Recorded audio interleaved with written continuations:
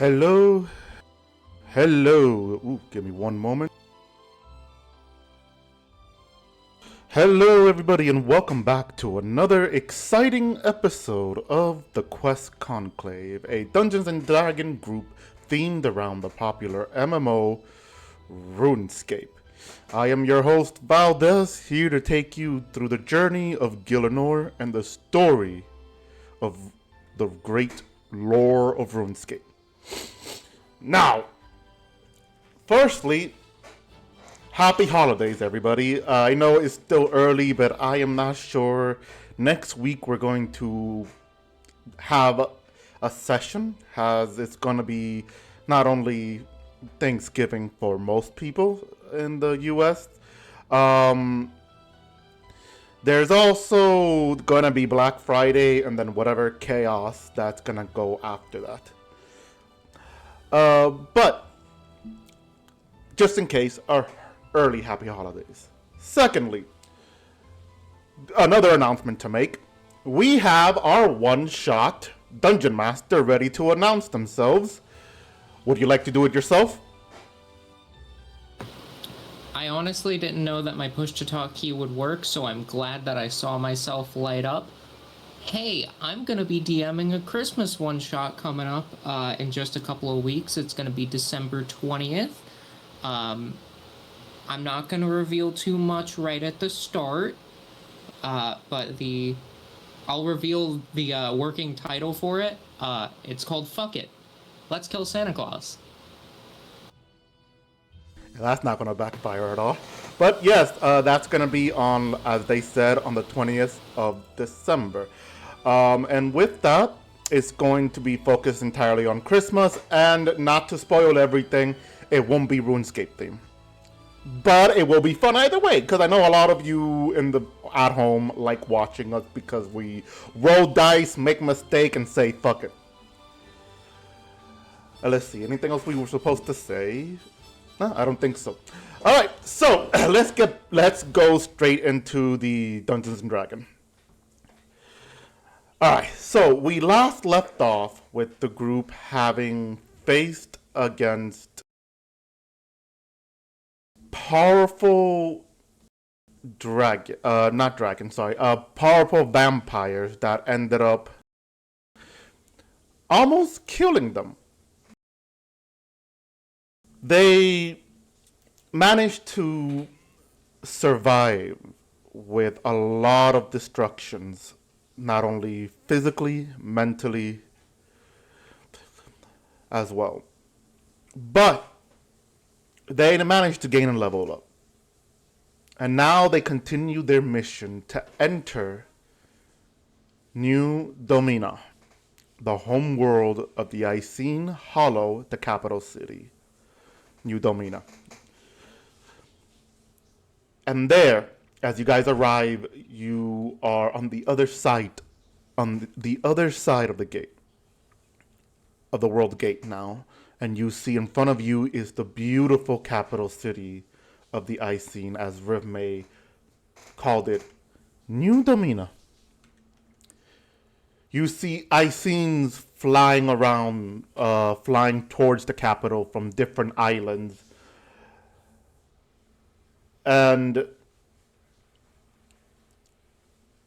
right in the center of the city, you see a large tower-like structure with what you can assume is a spiral turn for most people to be able to walk to, leading all the way to the top. The buildings are all of white, blue, and gold, almost reminding you of Fallador.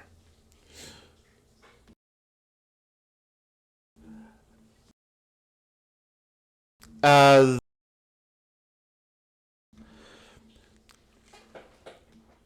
you could see that you're in a very open skied area with a few clouds. And you feel the movement of the island that you're in, which is connected to the capital city, as it's moving you with the capital city. As you look, you can see the ocean beneath you slowly passing you by, with other islands passing you by, with some ice scenes flying away from the islands, with what you can assume are bags over their shoulder.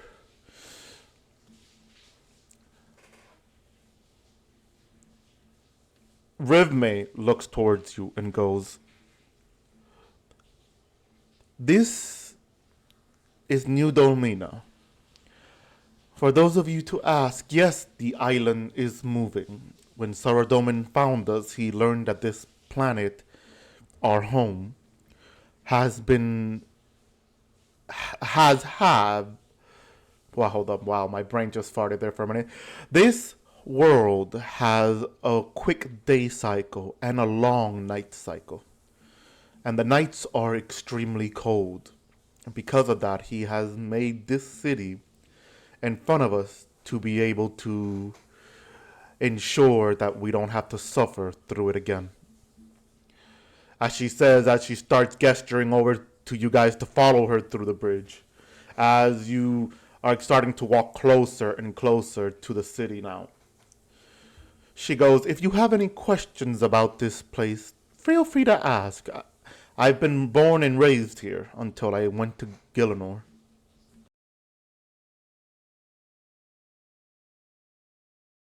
You said something about suffering? What was that about? Well, you see, when the night comes to this planet, it's a long night, months of night, that we tend to try to migrate as much as we can. With that migration, we we suffer through the cold winter of the night if we ever miss it. And the winter of the night tends to kill a lot of our people, with sometime a little glimpse of sunlight only being seen from time to time. She says as she continues to lead to the group, that leads you to the through the bridge. When Saradomin arrived, he offered us a solution. From history, of course, I was born a little bit after Saradomin arrival, but that is the history of my people. I do know that during the night there were some unwanted individuals that used to live with us on this planet until we had to fight against them. And those were... She looks and goes, "Unknown. All we know is that with Saradomin help, we eradicated these forces of evil. They threatened us, threatened to wipe us out as well, threatened to give us a death sentence."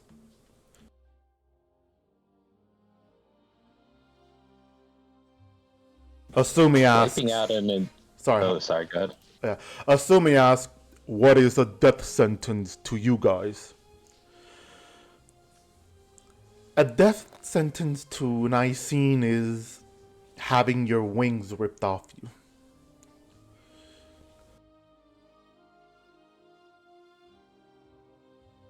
So you wiped out an entire race of people for that?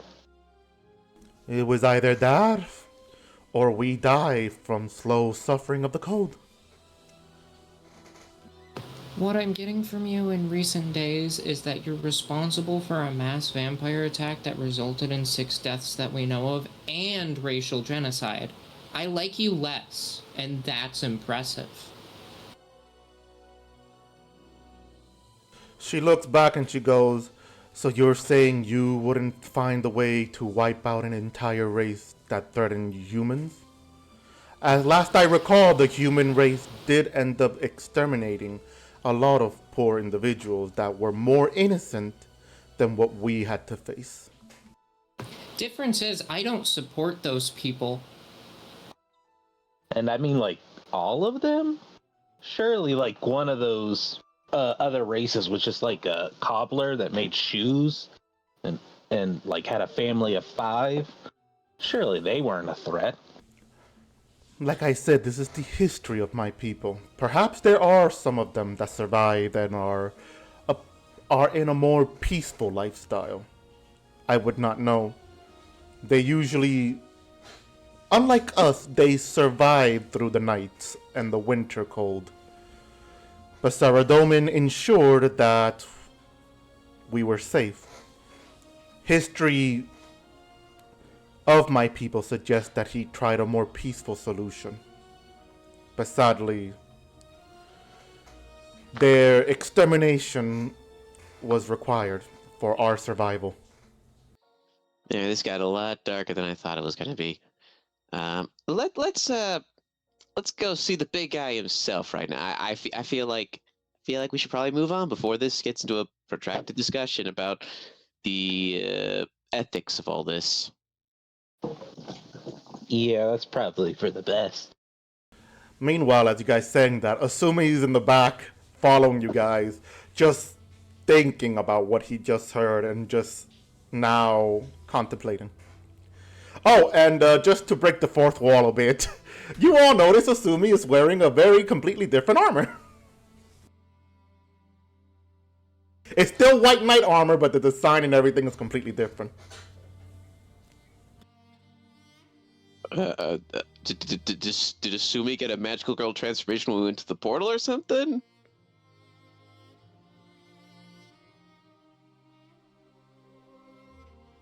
Seems so. They got a fancy new armor.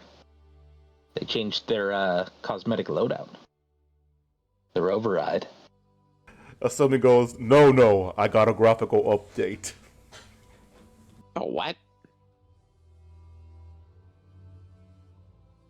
He goes, don't worry about it. But yeah, so as Ripmay starts walking over and goes, be aware that even though we are more open, a lot of Icings don't really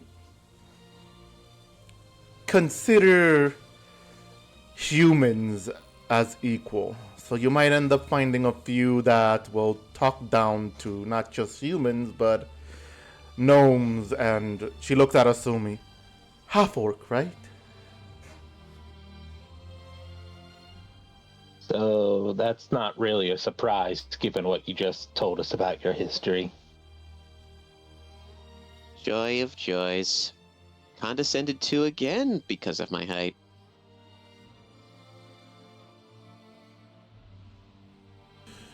Asumi goes, I've heard stories about most I've seen thinking that they're the purest and most loyal followers of Saradomin back in the age of Hollowvale.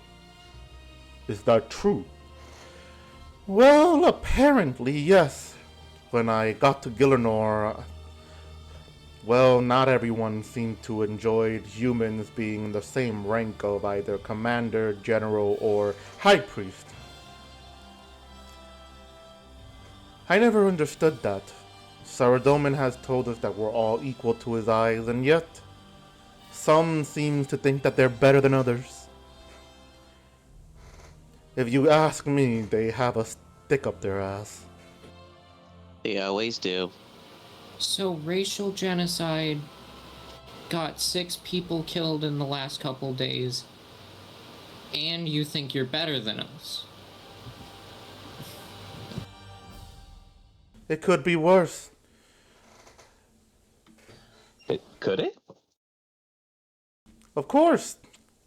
We could cut off your arms and legs and have you learn to crawl. And now you're threatening me. She just sighs and goes, that's... If I was threatening you, sweetie, I would hang you by the bridge. I would hang you over the bridge and show you the deep drop it is. But... I can fly. That's not gonna... Oh, you can? That's amazing! Ha! These people are definitely gonna hate you. Why would they hate someone that can fly like them? She looks at Bera and goes, you just answered the question. Because they're racist. It is They're better doesn't even racist make and sense, horrible though. people. Sorry, Luke, what'd you say? I said it invalidates their own superiority. Or at least the way they perceive themselves as superior. Thimble, we probably shouldn't mention that we also have 2 devices of flight that our people invented. Yeah, don't worry. I wasn't planning to do that. Asumi goes, so in other words, I seen are mortals like the rest of us. Either they feel some sort of superiority complex like humans and every other race. I thought the whole myth around them was they were like holy creatures, which Ribmay responds with, a lot of them likes to see themselves like that. I don't like to say this, but I blame Saradomin for that. His younger version of himself tended to praise them for a lot of stuff. Like, we have a natural ability to cast light and use spells. With all of that, he praised us by a lot. But apparently we forget that he used to be human. And as you arrive to the city, you see 2 Icing guards who look over, salute for a moment, and looks at the others, the rest of you behind, and they go, oh, we didn't expect guests. Welcome to New Domina. Rivmay, it's good to see you. Who are your comrades? These are... She looks back. I'm sorry, I never asked, but do any of you have... Not any of you, sorry. Does your group have a name of a sort? Nope. Not yet.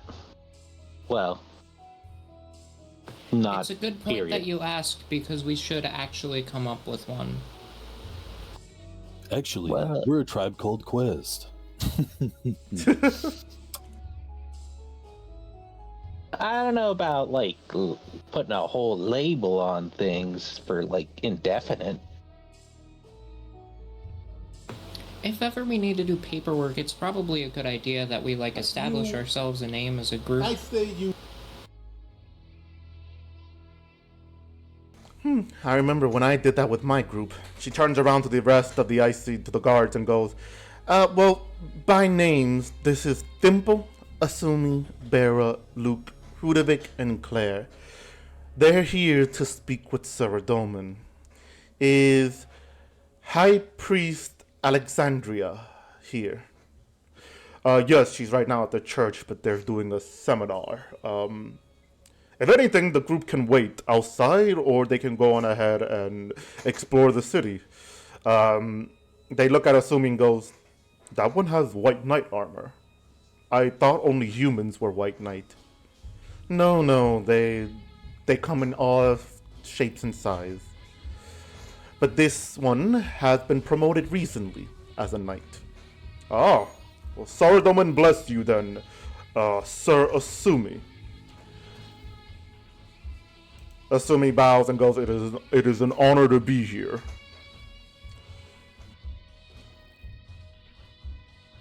And with that, the guards lets you in as Ripmay starts leading you, and she goes, well, I am going to go and see if I can get an audience with Saradomin or with the High Priest. Hopefully Alexandria doesn't mind the unannounced guest. She looks around for a moment. There is a bar that way, she points. You can meet me over there. It's called the Blue Wings. Oh, and try not to cause any trouble. I have to be the one to bail you out. After all, I'm the only one here that knows you.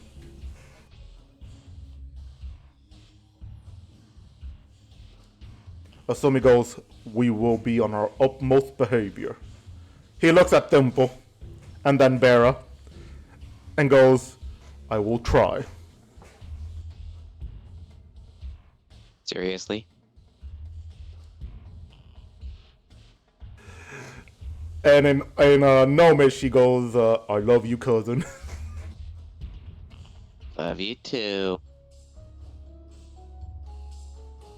And with that, so what do you guys want to do? You have a whole ass new city to explore, and there's a bar that way called New Blue Wings, one I completely and totally made up. Well, Blue Wings is probably a good place to start gathering information about this place. Most bars are.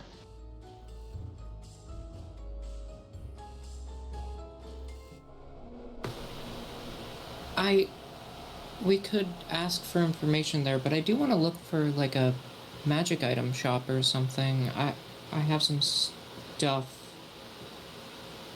that I'd like to at least look at.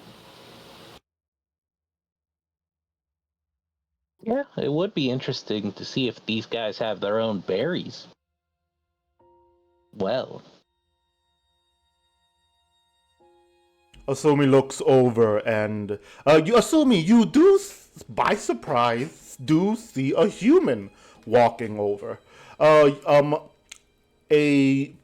old woman, not too old, but you could tell by the color of her hair and her skin that she's like about to reach that supposed human lifespan where you're old, where you're starting to like your body's starting to give out from age. As she's walking, you see her holding at least some supplies that has at least what's the word? Bags of supplies of bowls and herbs and everything. Oh, okay. He says that he waves her down and he goes, "Excuse me, forgive me, but is there a marketplace nearby?" Ah, hello there. Yes, of course. Oh, you're visitors from another world, I assume.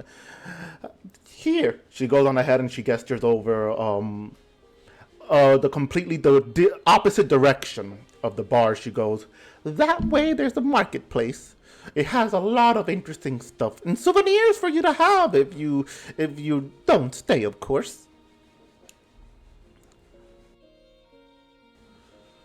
Asumi thanks her and goes, "So we have that location. Would we like to go to the marketplace first?" yeah, I want to see what kind of berries they got grown in this place. Some like cold Arctic flying berries, maybe. I just want to see what sort of unique magic items are in this place, if this place is ever worth visiting again. Alright. So, you guys head over there then to check out these magics and stuff. Give me one quick minute.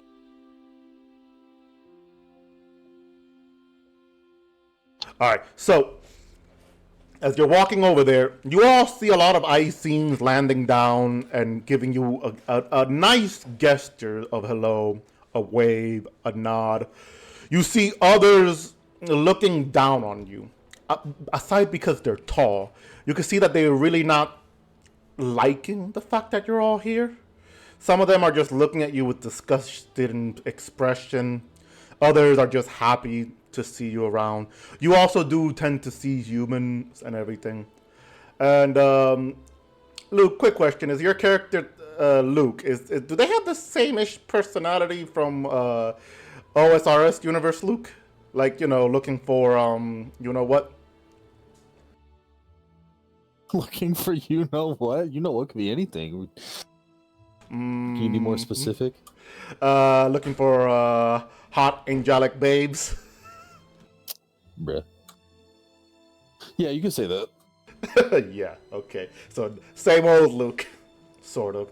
That's what I'm asking. But okay. But yeah, then for Luke interest, you do end up seeing a lot of beautiful female Icing, not clad in armor, but robes. Which I should clarify, the Icings themselves, their culture has been admitted to be Greece style. So their robes and everything is inspired by ancient Greece. So you can see them wearing robes around them, a little bit revealing for the mentality. But a lot of them are like just walking with their wings closed, and they look at you guys and they're just waving. A few of them looks at Luke and they're like elbowing each other, and one of them goes, "Nice glasses, handsome."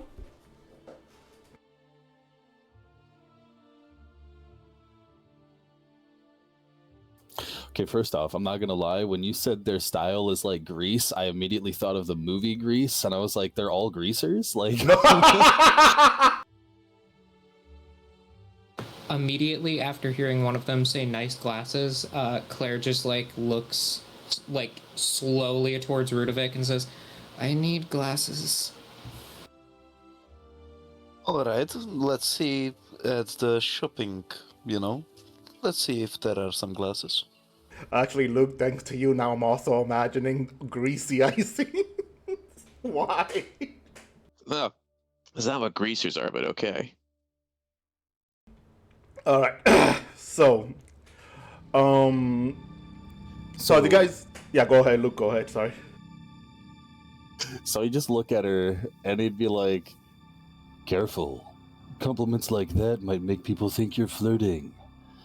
And give her like a half smirk, and then he'd step towards her a little bit, and he'd be like, "But since we're being honest, the wings look good on you. Beautiful." I assume he wanted to respond to that, but before you do, she looks at Luke and she goes, "Careful, handsome. You might be bargaining." Oh, sorry, goddammit. My brain went farting because I'm laughing at the grease thing. Hold up. As you complimented her wings spread a bit, and you do see how majestic it is before she closes it, and she goes, "Careful, handsome. You might get more than what you bargained for." She winks, and she goes, "Hopefully I catch you later," as she continue walking with her friends, who are all giggling at the comments. Which is now assuming goes, these are still holy creatures, and Luke is already thinking about flirting. I don't blame him. I'm surprised at how many beautiful Icene there is. Which, as you say that, Asumi, you see a blue one walking by. I'm also thinking about flirting with them. Asumi points and go, is that a blue Icene? I don't think you're usually supposed to point at people with different colored skin.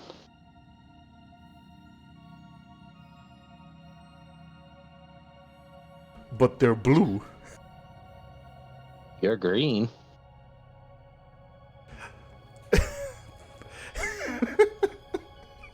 Actually, that's a fair point, actually. Assuming that's shameful. He responds with, "Yes, but my green is understandable. I never knew Icene comes in blue. I wonder if they come in Just other ask why colors." people are blue. I'm not... He goes, "I'm not asking." Just stating that, I see. I don't care if a woman comes in 50 Shades of Grey. If she's beautiful, I'd encourage you to get in there.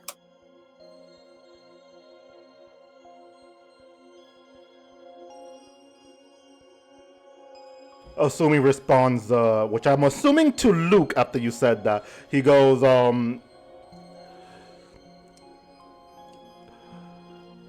"Have you ever met an elf before, Luke?"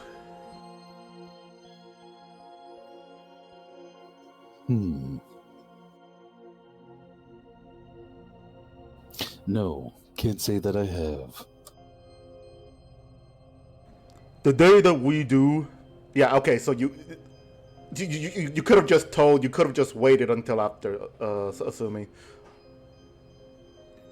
Yeah, okay. So yeah, because he already had it answered if you said no. But he goes on ahead and says, Which, by the way, for the people at home, assuming he's mute, I'm reading for him. I gotta remember that myself now. Now I'm forgetting. But going back, he responds with, well, if you end up meeting one, you're gonna have to tell me which one you consider more beautiful. These angelic beings, or the elves who are known for their beauties.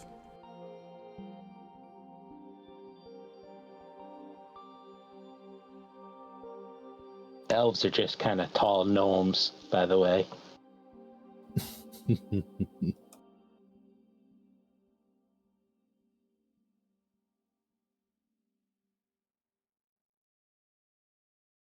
Sure.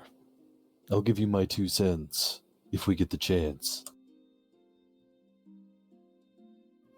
And as you guys continue walking, heading to the marketplace, you finally arrive, and you see is a large structure of buildings behind open stalls where you see some icings there selling to other icings, humans behind stalls selling to other humans and other icings. You could tell that it's mostly human and icings.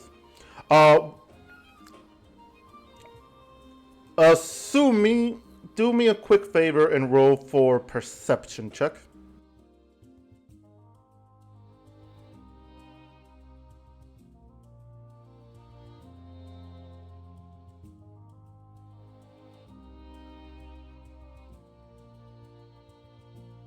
Just waiting.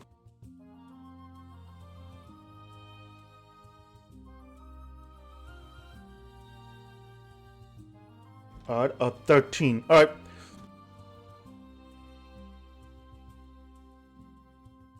Alright, so as you're looking around, you end up seeing a sky bouncer.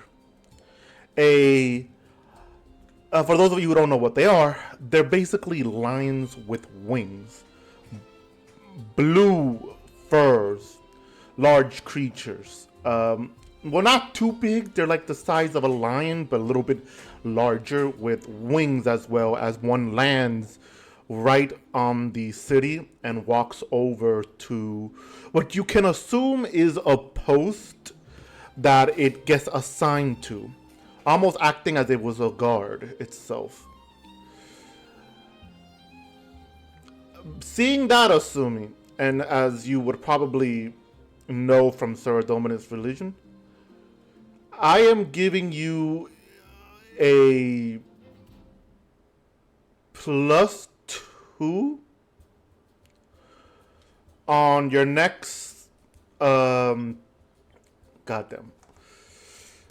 I had a list here and I'm trying to remember because I'm trying to look. Okay, yeah, here it is. Sorry, my bad. So you have advantage on skill checks from now on. So you're basically motivated, inspired. So you have advantage on skill checks until your next long rest. And yeah, you guys hear Asumi gasp and then is at awe at seeing the sky bouncer as he's just staring at it like he wants to go and pet it. What on earth is that thing? I mean, what on Gielinor is that thing?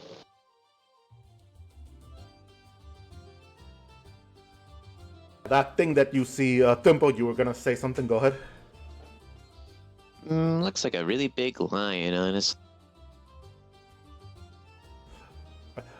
That big thing you see, just to make sure, yeah, it does look like a lion. It's a feline, large feline, white, blue, a mix of blue and grayish mane, with blue wings as well. Asumi responds with, that is a sky bouncer. They're known to be very rare and considered a blessing when seeing one.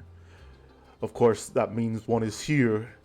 It must be a blessing on this day. I need to pray for a moment. He goes and starts praying. So while he's praying, what do you guys want to do in the market right now? Well, one at a time or split up?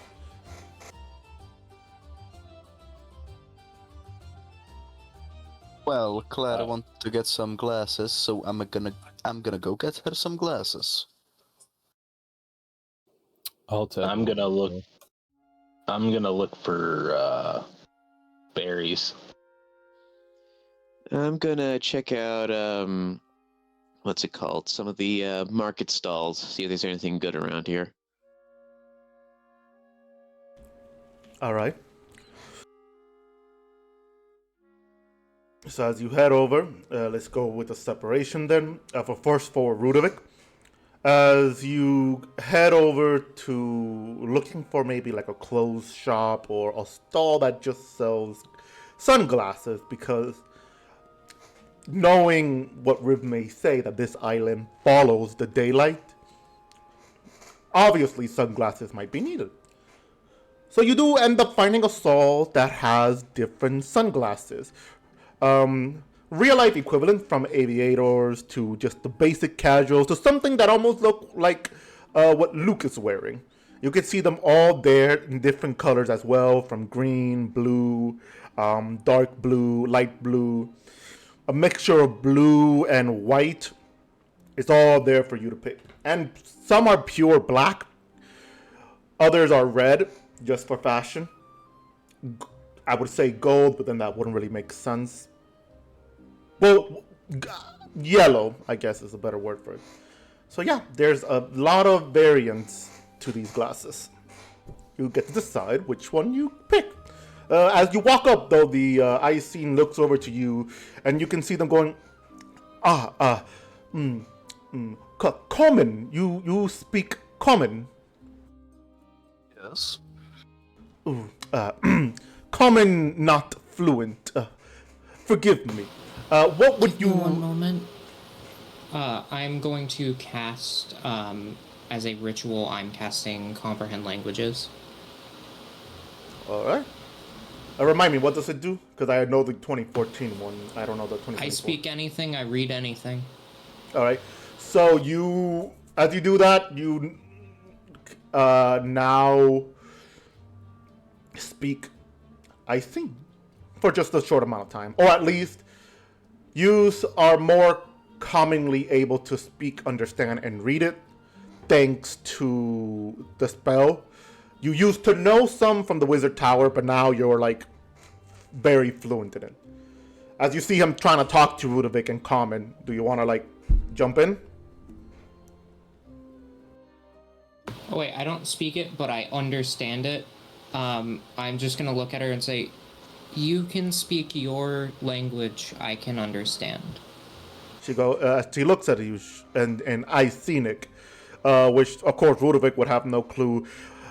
She goes, he goes, are you certain? I don't want to be a burden. Yeah, I can understand you perfectly. And I can understand you enough. Humans have such an interesting way of communication. I would assume this is magic, yes? Yeah. Fascinating. Very fascinating. I'd love to learn more about humans, but sadly, my life always keeps me busy. So please tell your friends here that I welcome you both to my stall. We have a bunch of sunglasses for you, as of course I know that you humans have sensitive eyes to the sunlight. So please go ahead and take your picks. Yeah, alright.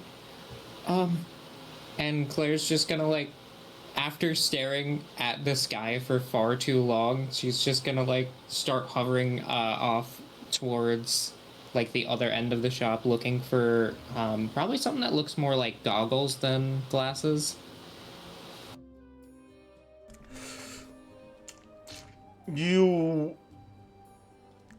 There aren't any goggles, but you do end up seeing some glasses that have a larger, rounder frame.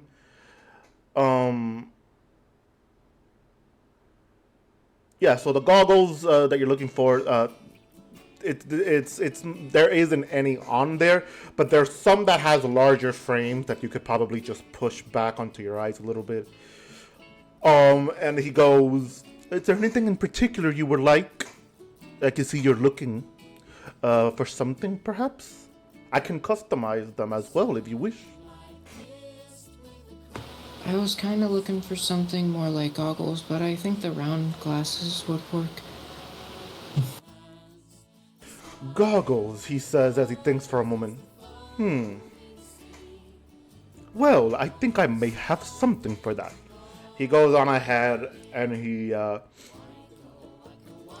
goes, "I can change I can attach these rubber here." He goes on ahead and puts out a very thick type of rubber that he has under his stall, and he goes, "I can attach these to these glasses there and make them into goggles. I just need like a small, I just need to like at least a few minutes to modify them properly."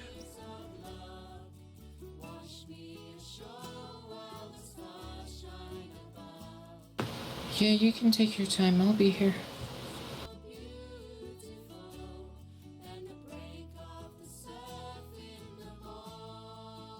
All right then, he says as he goes, "Please take a look around some more as well. And I should probably ask, what form of payment would you like to do?"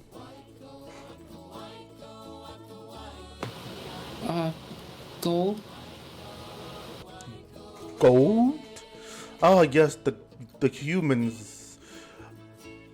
So I'm assuming you're from Gielinor then, using gold. I suppose they will be acceptable. I would have to look through some papers to see the translation between gold and what they're worth here. Just give me a moment then. He turns around for a moment as he enters a building. Is there anything you would like to do while he's not only modifying those glasses to make them more like goggles, but also looking for the amount that he would have to charge you? I would like to take some aviators. What color? Like a gray frame, black glass. You see it, and it looks really nice. You could tell that this is not something they designed, because what the I've seen designs are more thin and usually fit for their head. But you can see that the one that you're wearing is usually fit for mostly humans or more humanoid by structure. Well, I know Icings are humanoid, but they're like skinnier, thinner, and a bit taller humanoid. So the stallkeeper comes back and goes, "Here you go." He hands over Claire the goggles, and he looks over to Rudovic and goes, "And does your friend want those as well?"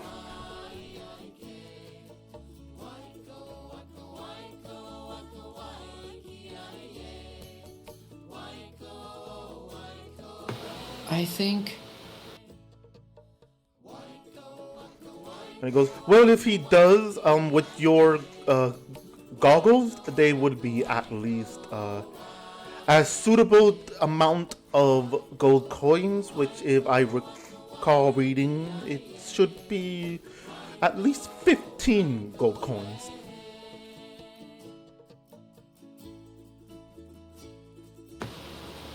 Okay.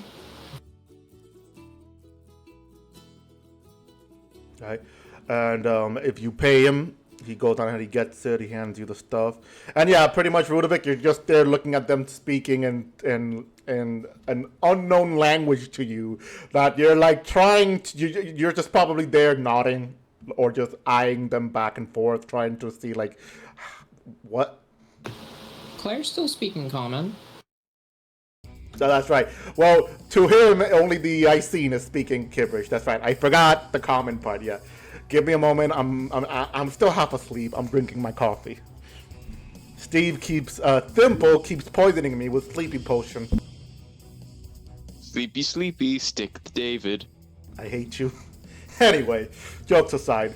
So yeah, as you end up giving him the payment, is there anything you would like to do, ask before we continue to, I believe, Bera? And I don't know what Luke is going to be doing, so I'll probably have to ask him afterwards. I'm with them. So you're with the sunglasses folks? Yeah. Is this just a lens place? One place he's very interested in.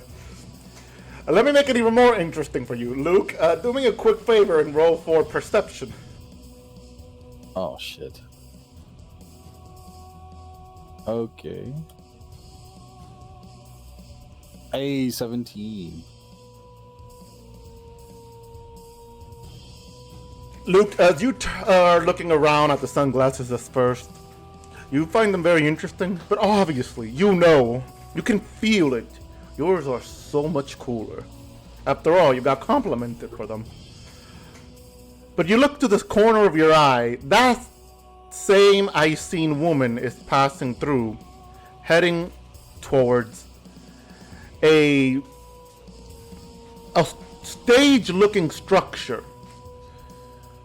And you can see that they have some supplies that look like they are setting up for some sort of play.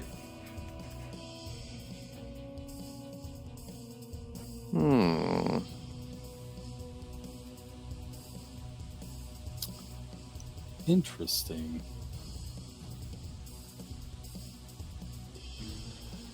Alright, if nothing else, Bera, as you I hit the microphone, that is my bad. As you go on ahead and you're looking around, trying to look for a berry stall, right? Yeah. Or berries in general. Alright, I got you, yeah. You go on ahead and you're walking through the marketplace looking to see, and you manage to find a stall that, while you can't read, so you end up finding a stall that, while you cannot read Icenic, it's very obvious that this is a juice vendor. As you can see that there's wine looking jugs on display there, with each one having different flavor of berries. And you know these are different flavor berries because they have pictures of what appears to be berries in front of them with Icenic words though.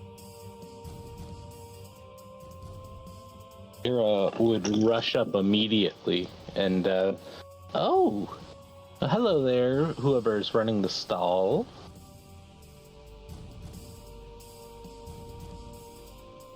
As you say hello, the person turns around and it is a human who looks around at first and then looks down. He goes, "Oh, forgive me. I assumed we were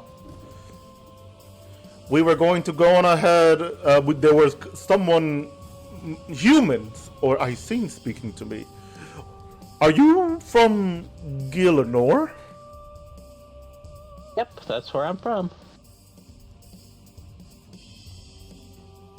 Fascinating. You're on a mission. Fascinating. It's rare seeing those from Gielinor here. At least, as rare as it can be now. But yes, welcome. I'm assuming you're interested in, I assume you're interested in, God, what's the word, I'm assuming you're interested in these juices and the variety, the variants that we have of flavors? Yes and no. I wanted to know, the berries, that make up some of your drinks. I point to the ones that sort of look like berries on the wall, or on the board. Ah, yes, of course. Well, ask your questions. We have different varieties of berries, and she starts giving you name of berries you've never heard of before, which I really don't want to go into naming because even I don't know what berries they would have. But these are all Icenic names, so you could probably just assume that they sound fancy as hell. And then you can see he pours some samples for you to give you each one. So there's different flavors of berries. He explains. So the first one he pours this one. I believe the humans. I believe the humans on Gielinor would name this a winter berry. They're supposed to make you feel cold. Try it. I would take a drink of it. As you take a trimp of the drink of the sample, you in your mouth it tastes sweet, a little bit like blueberry, but then a mix of mint as well. As it starts freezing your mouth only a bit that it feels like you drank ice cold beverage. And as you swallow it, your entire body starts to temperature starts to drop enough that you feel cold. Which I actually forgot to mention for the rest of you. The climate here is actually much warmer, especially with the sun being there. The wind does gives you the chilly breeze, but you had to loosen up your winter attire for the moment. But Bera, you start wishing you had your winter stuff on you again. That you probably might try to like grab them from your pouch or whatever, or you put your hood back on. But it does gives you a nice chilly sensation. Ooh, this one's very fancy. Yes. I haven't. Go ahead. He was gonna say, yes, that one is favored amongst those that come from a more hotter planet. Humans mostly. We also have this one. He goes on ahead and he puts down a red liquid sample now. The humans probably would call that the spice berry. It's meant to keep you at least warm if you ever feel too cold. And it works well to counter the one you just drank. I would also drink this one. It tastes like a bit of red berry, but sweet. So I would say probably a cherry flavor. But also it starts feeling a little bit spicy. Not like, jalapeno spicy. I mean more like it makes your tongue feels warm, spicy. And as you swallow, well, first let me ask, do you swallow or do you spit it out? I swallow it. It's juice, right? All right. So as you drink it, and the Discord chat is now going wrong with what I just said. Behave. That's not what I meant. Get your mind out of the gutters. Anyway, so as you swallow it, your entire body starts feeling warm, countering the cold. But now you're feeling a little too warm that you have to undo your hood, sort of like, grab your shirt and jacket, your long sleeve jacket from the collar, and just fan yourself a bit for a moment to feel the breeze before you start cooling down. And yeah, it just removed the winter, but you start the winter feeling you have, but now you're calmer this time. Like your body managed to counter it, and you're just, back to being warm. Amazing. This is fantastic. I would actually like to buy all the variants of berries that aren't found on Gielinor from you, if you're willing to sell some. Oh, of course. And what method of payments are you doing? You see, I've come to learn that the ice scenes trade things. So what do you have that you would like to trade for these berries? Well, we use gold on Gielinor if you would like to use that, or I could trade you some berries from Gielinor for your shop. Berries from Gielinor. I believe that could probably be better. Actually, it could help me sell a lot. So, show me the berries, and we could probably trade, and I could say if there's anything here. You know what? Let's do that. I'll give you one of each, and you give me one of each, if you have enough, of course. Well, how many different berry types do you are new here? Because I got a few types. I would rummage through my pack. Ah, I see. Then I suppose that could work then. Alright, and then you two make the trade. So aside from the winter berry and the, I guess the better name of changing it is to the summer berry. You start seeing berries that are green, others that are white, but they seem to have a more glow into it. Others that are purple, and so on. Each one, he explains, has different flavor. Like it tastes sour, but it makes you go fast. Others like different effects. Eventually, you see that he's about to hand you a berry, and he stops and he goes, "Oh no, not this one. This one is not ready yet. I still have to find a proper mixture for this." And he goes on ahead, but I can give you this instead. And he goes and he chops it open and hands you a seed. If you're able to find a way to plant this on Gielinor, feel free. Thank you. What was that berry that you just put away? Well, supposedly that is called a Ceradomin berry. It's very blue. We just ended up growing some here. The name is because it's as blue as the Lord of Wisdom himself. Well, I would really like some of those. You see, I'm actually a berry alchemist myself, so I'm really good at finding combinations and mixtures for berries.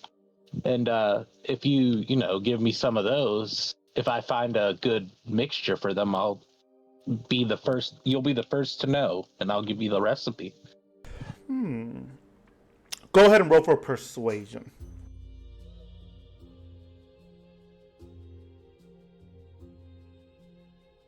$19. Finally, a good roll for you. He looks at it and he goes, "A berry alchemist? Ah, and I thought I was the only one on this planet today. All right, you know what? I trust you then. Just whenever you can and however you can, do go on ahead and actually tell me how to plant these.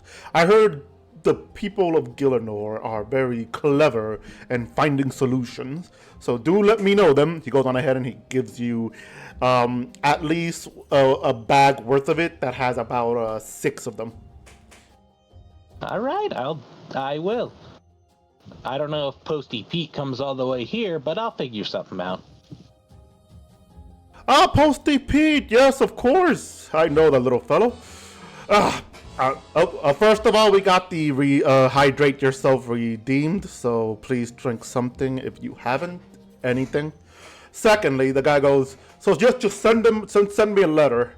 My name is this is a title, but it is Dr. Cooper."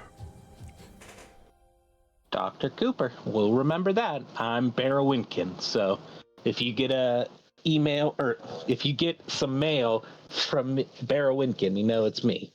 Of course. And thank you for your service. Thank you for your trade. If you would like anything else, please let me know. Or if anything, I could probably also send you some samples if you can. If you send me the way to plant those, I will send you some samples of perhaps some new flavors I end up discovering in this world. Will do. Alright. I'd Go ahead. give him the berries and I would head off. Alright. So meanwhile, assuming said that he is going with them both walking to the market after he's finished praying right in front of the sky bouncer, who just looks at him for a while and laid back down like another one. As you guys are walking through the marketplace, you come across a lot of interesting stuff. You see, how do I explain this? All right. So the both of you being taught and trained, Asumi and Thumpo, being taught and trained by the defenders of Gielinor, at least learned a bit of history of the Dominist civilization back in the Third Age of Gielinor. A lot of these items look like items that were from the Third Age, but more modernized now. A lot of bows, a lot of symbols. You see that these things are pretty fancy as they're gold trimmed, white, some of them are blue. Eventually, assuming you end up seeing something that catches your interest. And that's a unicorn style armor. Thimple, something catches your interest. You see a stall with several different daggers, but they're not of different metal, more that their designs are different enough that they're just meant to look fancy. One does catches your eyes, and you see that one has what you can see is a dragonstone on the bottom of the hilt. So with Asumi typing first, is there anything you would like to do while you're there, or would you like to continue looking for something that might also get your interest? I'm gonna take a look at the stall with the daggers, see if they have any like other weapons and such.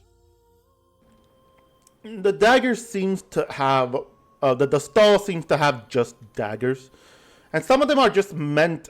Some of them from what you can see, a lot of them are good for like stabbing, obviously, but some are seemingly designed not only to just stab, but stab, slash, and if anything, once you stab someone in the gut, you can just bring their intestines out, just the way that they're designed.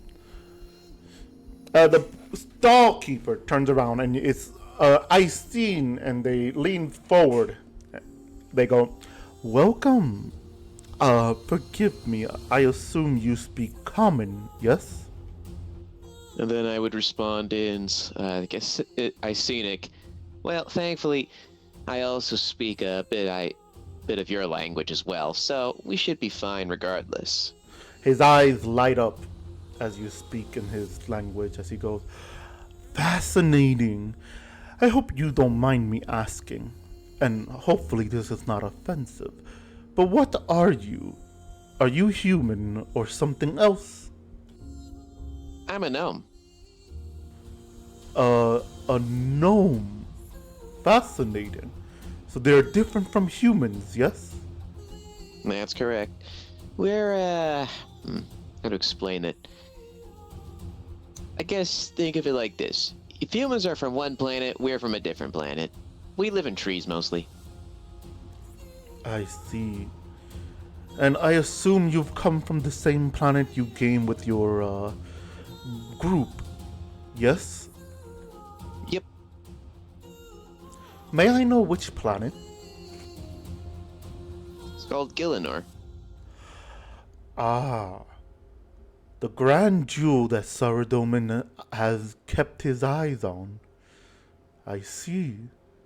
Well, we don't usually have Gielinorians here, so let me be the first to welcome you. He gives you a custom bow that you see his wings spread, and he bows as his wings starts bowing as well in front of him, now that they are sort of laying on the floor.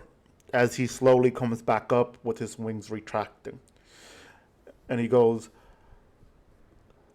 "What interests you in my stall today?" Just your weaponry and whatnot. I was curious. It has very interesting designs and whatnot, so I thought I'd check it out, see what you have. He looks confused and he goes, "Weaponry? Oh, these are weapons."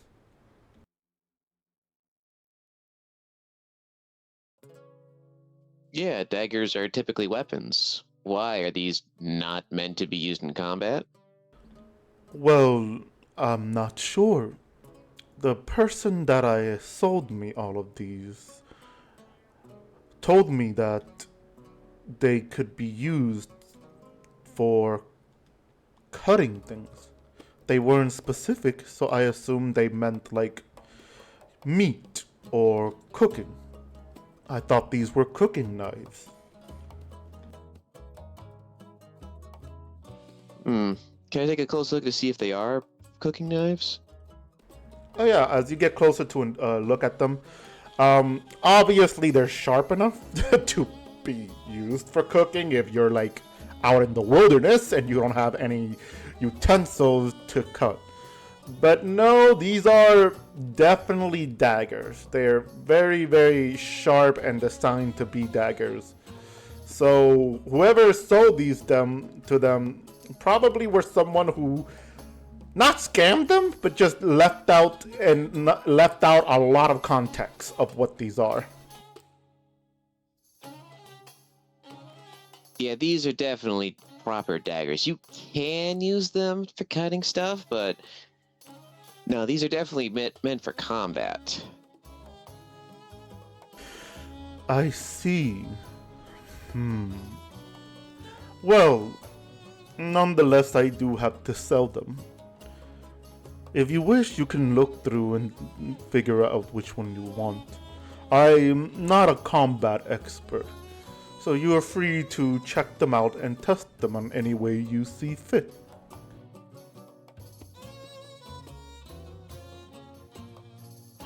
All right. May as well, so I'll take a look. Any of them particularly stand out as looking like pretty impressive weaponry? Yeah, the one with the dragonstone gem on the end of the hilt does. They're all sheath. I should probably mention this earlier on. I'm sorry.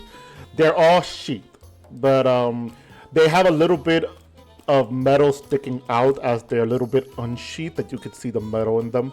So a lot of them seem to look like they're steel. But the one with the dragonstone gem, that one, the metal seems a bit red. It's a question for you. How much is this one? And I'm going to point to the dragonstone one. Don't understand the concept. How much? What do you mean by that? What's the cost? Oh, whatever you wish to trade that is worth equal value. I'm assuming on Gielinor you guys trade differently? Yeah, we usually pay more upfront with a gold that represents the value itself as opposed to item per item exchange. So I guess I should probably ask, what do you consider of value here, since it sounds like these daggers aren't quite exactly as applicable to your needs, since it doesn't seem like you have too much invested interest in them. What's considered valuable here? Anything that you would consider valuable to you or worthy enough when I check them. Usually we trade through items or other needs like labors or food. If you have food, I'll be happy enough to trade you that dagger there. At least that one if you're interested in. I know that the stone there is very rare amongst the people on Gielinor. Even rare here. So I could sell you that for at least 3 days worth of food. If not, labor would be probably picking up some supplies from another island, but you don't fly, and I do not want to, stress you out over that. So if you're looking to trade something else, if you have maybe a dagger on you that could also be considered equal, I could check it. Yeah. Like, I don't want to shortchange it. This is a pretty nice looking dagger. I have a couple of regular daggers with me, but I'm not entirely sure if they'll be equivalent. Although, I could sweeten the deal. I don't have any food on me. Traveling rations don't really taste too good. But I do have some of these, and I'll pull out some blood runes. I know you guys probably don't use these for your magic, but I thought blood runes might be something of interest for you, to at least, I don't know, maybe have some use for them. He looks over and he goes, blood ruins. I've heard stories that the race of Gielinor, the people of Gielinor, don't inherently have magic. So they have to use these things called ruin. He goes to pick up this petal-sized ruin as he examines it. Blood.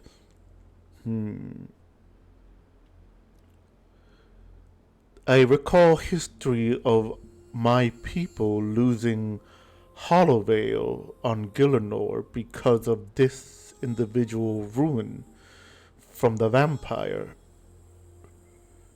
I guess I could keep this as an historical means.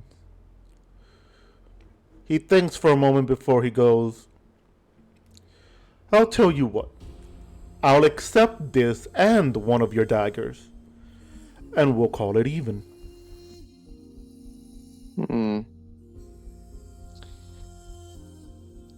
You know what? Let me throw in 500 gold as well, so that way, in the event you have some other visitors from Gielinor, you at least have something in case they need some change or whatnot. How's that for a fair trade? I suppose I can find something to do with 500 gold, he says with a chuckle. So that'll be fair then. Alright, so I'm gonna give him... You just wanted one blood rune, right? Yeah, he just said one. Like that one piece that you showed him, he grabbed that one piece and just held on to it. Yep, gonna give him that one dagger, and then 500 gold pieces. Right. He goes, thank you so much, and he grabs the dagger and makes sure that it's completely sheathed and then hands it over to you. Thank you very much. So what kind of dagger do I add to my inventory? As you unsheath it, I don't know if I called it the right one, but just in case, we're gonna look for it later. It's a dragon dagger. But customized to look very different. You can see the shiny red on it, and you can see the sharpness of the dagger. This is a dragon dagger. How did it get here is unknown, but you can just assume that whoever sold it to this guy just wanted to get rid of whatever stocks he had on him. Well, this is definitely going in my offhand. Stabby stab stab. Yep. Anything else? No, I think since that's the only thing there, I'll tip my hat and go, thank you for your thank you for the dagger, and best of luck uploading the rest of these. You probably could sell them as maybe ceremonial objects if the cooking utensil angle doesn't work. I suppose I could do that. They do look fancy enough for that. I shall consider that. Thank you very much. What is your name? The name's Thimble. Well, I am Caesar. So thank you very much, Thimble. And thank you, Caesar. And then gonna head back and join Asumi. Meanwhile, because I was sort of going back and forth with the typing to make it easier. You see, Asumi has been talking with the stall owner with the unicorn stuff as he goes, I never knew that you guys had unicorns here. or at least have had humans with unicorns. As he responds with, sorry, not he, she responds with, of course, we all have. A lot of humans comes here riding and mounting unicorns and these hornless unicorns. But of course, they usually just do that to travel. Saradomin has plenty of settlements in different worlds. So of course, we are bound to see some of them. And assuming basically had nodded to her, thanked her, and as you bump in or catch up to Sumi Temple, he turns around and you see him putting away a steel armor meant for his unicorn, a feature, wow, a fitchery. I might be saying it wrong, but I'll check that later. Fiardi. Fiardi, thank you. For, his unicorn, Fiardi. And he goes, oh, hey, cuz, did you grab something? Yeah, got a pretty good deal on a dagger. I got a good deal on this. He entered that right before you did with dagger, but I didn't see it. So yeah, do you show him the dagger, by the way? Well, yeah, may as well show him off. Yeah, while he's typing, might as well keep the voices going for the people at home. All right, so as you're showing him the dagger, he goes, oh, I see, you got a dagger. Huh, I'm surprised they sell dagger here. And as you show him, which he entered now, or edited, sorry, he edited, he goes, oh, that is a dragon dagger. Huh, I wonder how they came across with that. Apparently someone was selling them a bunch of daggers and whatnot, and I guess either it got mixed in, or they just really wanted to get rid of it. It's a very nice dagger, especially like the little dragons.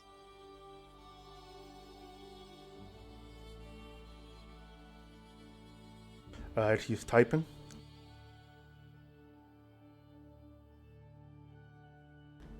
He responds with, huh. And did you have trouble trading them? I had to give the storekeeper here a story about, well, my life and how I became a white knight. Not really.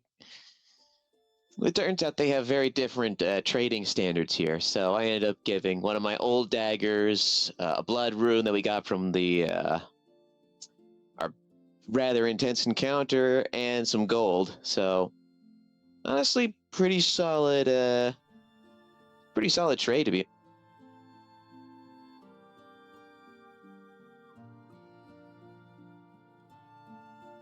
Alright, he's typing.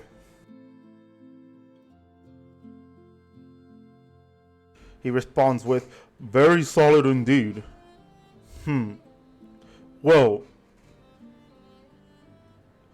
I suppose that makes sense. They are not on Gielinor, so we should have expected a different trading custom. Well, let's go back to the others and see if they're ready to head to the Blue Wing Bar.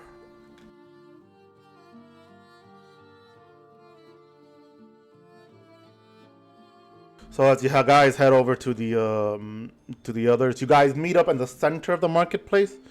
Probably with everything new that you have on you. Asumi would like to ask, so are we ready to head to the bar, or is there anything else we would like to do here?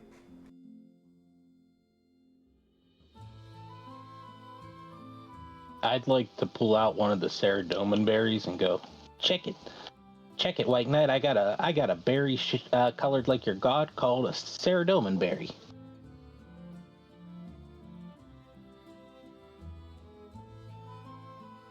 Good question, Asumi. Go ahead and roll for religion or history.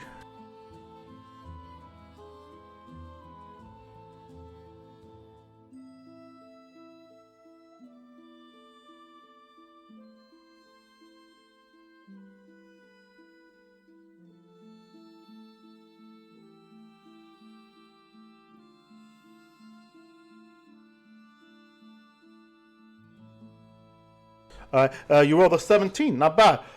So let's see. As you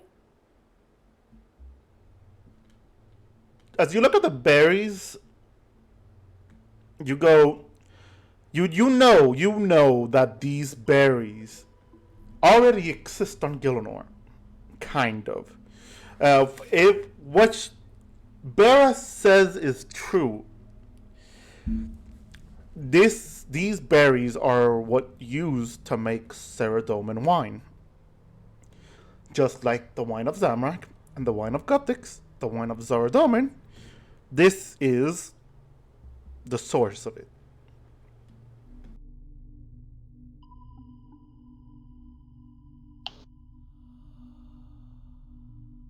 Sumi goes, huh. I believe we already have those on Gielinor. They make the wine of Saradomin out of them. Really? Where do they grow? I've never seen any.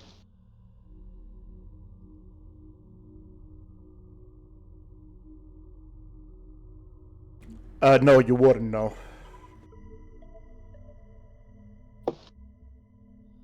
He responds with, I don't know. They're pretty rare and usually used for ceremonies, so they are not common. Well, I gotta figure that out. But I also I pull out I got a winter berry, I got a summer berry, show them off, and then I got a purple and green berry that I didn't ask the names of.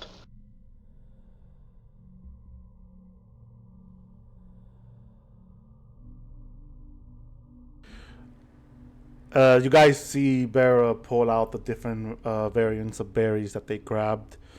And yeah, you can see that they're very excited for these berries.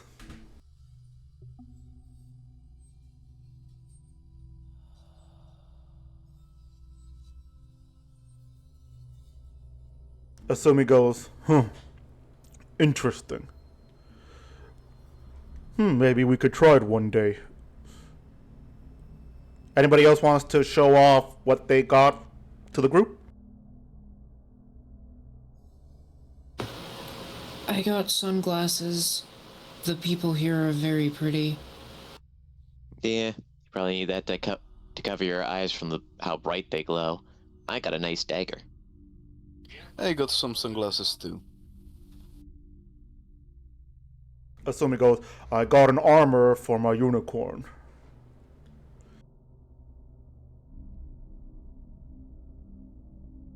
Also, DM question: are there magical tattoos in RuneScape?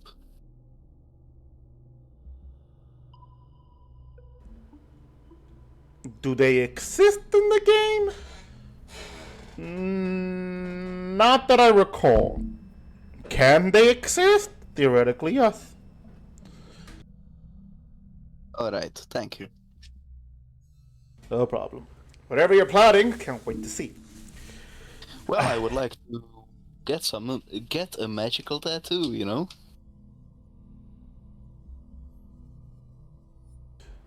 Alright. We'll see what that leads to. But yeah, is everybody ready to continue? Head out somewhere? I'm ready. Yep. Alright. Here we go. Alright, so as you guys start walking towards the blue winged bar, you see Rivme waiting outside for you. She's talking to what appears to be two other Icene, male and female, older than her, from what you could tell, as they hug her tightly before waving at her goodbye and flying off. You can see her looking at them for a moment with a smile across her face before she looks back and sees you guys, and she waves at you, walking towards you. She goes, "Ah, there you are. I was worried you might have gotten lost. I assume you went exploring through the city?" Something like that, yeah. I could see. Well, good news.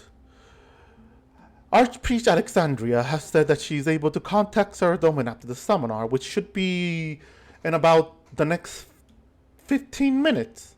So we can go on ahead and head over to the church now. Not to the church, sorry. To the throne room now.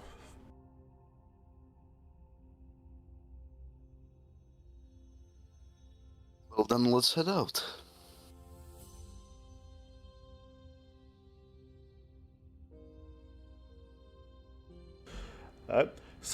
Anybody wants to ask or do anything before we head straight to the throne room? Oh yeah, do you guys have any magical tattoo shops around here? She looks at you and goes, No, we do not. I believe my people don't really agree with tattoos. But I believe I know somewhere in Falador that does that. It is in the east side of the city.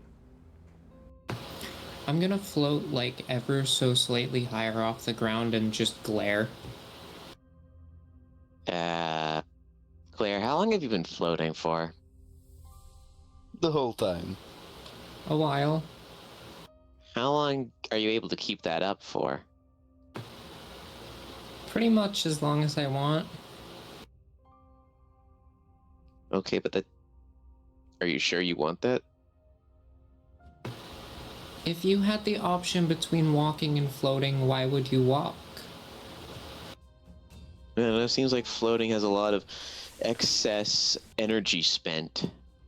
Redmay goes, No, she has a point. After all, those mages from the Lunar Isles, they float a lot. I thought they just do that because they were just so infused with magic they just can't stay on the ground.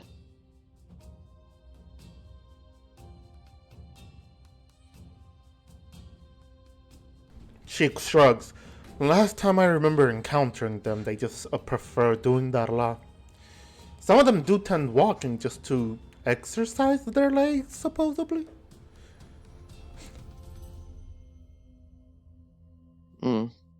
Alright, whatever.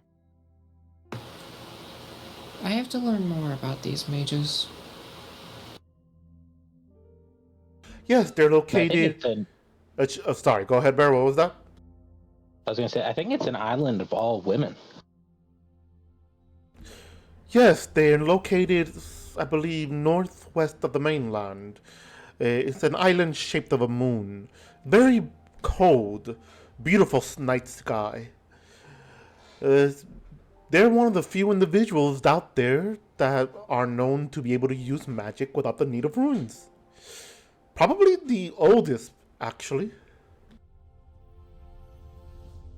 Oh, wait, there's actually one male on that island. I believe he was a pirate that decided to retire.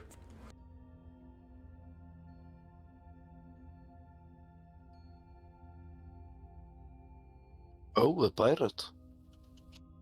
By the way, Luke, you hear about an island full of women. Any response to that?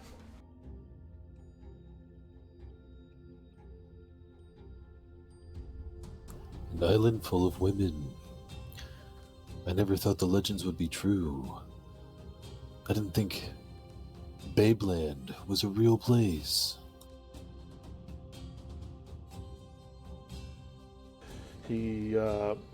Oh, my nose, hold up. There we go. Sorry, like my nose is a little bit stuffy too. Woke up with a bit of a cold. But anyway, as she hears that, she goes, "Oh, apparently there's other islands out there that has only women, but that's further east, I believe southeast of the mainland. But the one that I mentioned are pretty magical themselves. If you ever do get the chance to visit them, I would recommend," she says, looking at Claire. They are more open-minded to teaching you, but they have some sort of ritual you have to go through first to be accepted as one of them.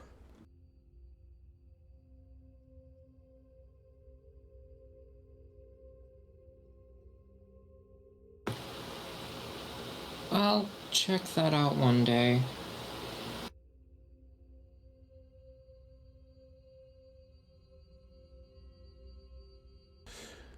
And with that, you all end up getting into the throne room. It is a large location, very large, tall building. It's basically the center of the location. As you see that there are more floors, but it's usually restricted to higher members of the society of the Icing. You see guards there wearing enough to basically defend themselves if they need to. You see another blue Icing, a blue-skinned Icing, with large, beautiful wings and wearing what appears to be a beautifully crafted robe with a symbol of Saradomin on the chest and then on the robe's legging. She has a staff with what appears to be a large Saradomin symbol on the top, but in the center, a diamond. The staff seems to be painted gold from certain part of it, while the rest is white. She looks over and sees the group of you coming in. And she goes, "Welcome to the house of Saradomin. You are the people that wish to speak with him. Yes?"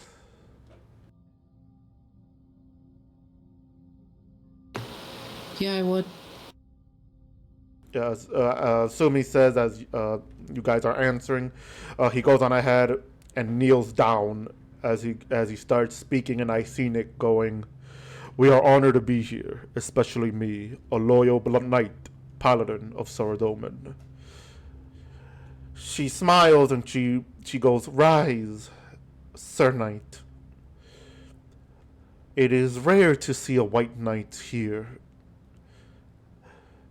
Saradomin usually leaves them on Gielinor to defend his city. But I'm sure he will be happy enough to come here."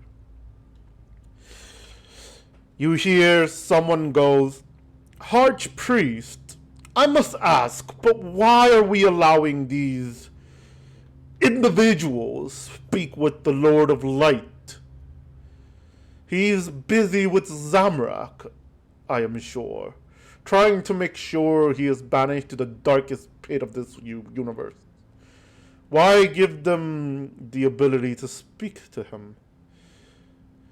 You can see Revme dart back to this person with anger in her eyes, almost like she knows who it is and she hates them. With the Archpriest going, "Because their world is in danger. And Saradomin informed me that should these ever needed to contact him. So I will do just that. Do not question our Lord's will." She says as she smiles and looks back to you guys and goes, "Are you all ready to speak with him? Or do you need a moment to adjust yourselves?"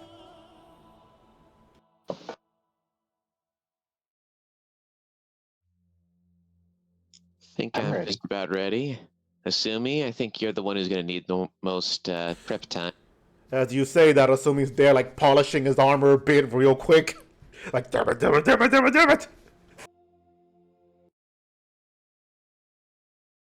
Just take off the aviators, just because it would be rude to keep sunglasses on when talking to an important person.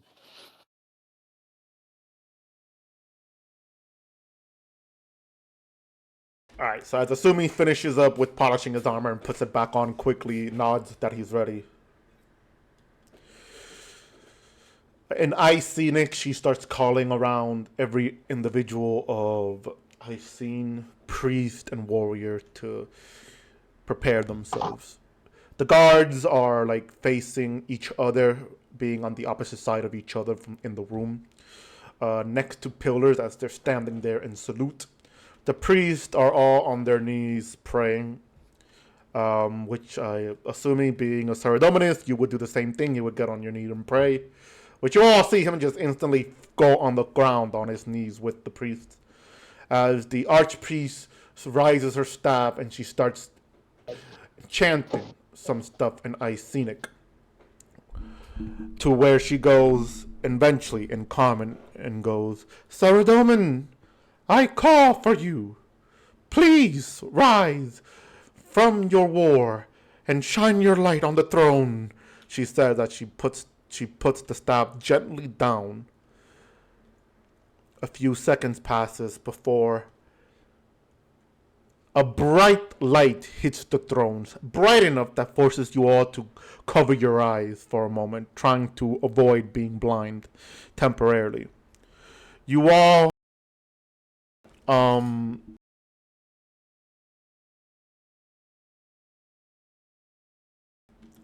see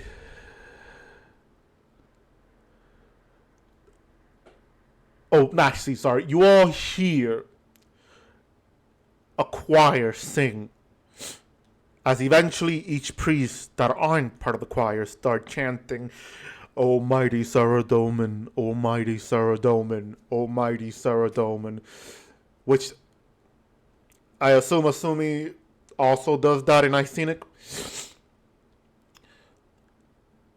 He goes, you guys eventually feel the light start dying down as the beam hits the throne and he starts vanishing. As Saradomin is sitting there on the throne, you all see this large human-looking god. Blue skin, white blue hair, white blue facial hair, white glowing eyes, and a very holy-like armor, which Steve, you can go on ahead and show them what he looks like for better references. As you can see, he has some sort of cloth fabric around him. As you can see, these fabrics are enchanted with magic as the words are moving from one location to another.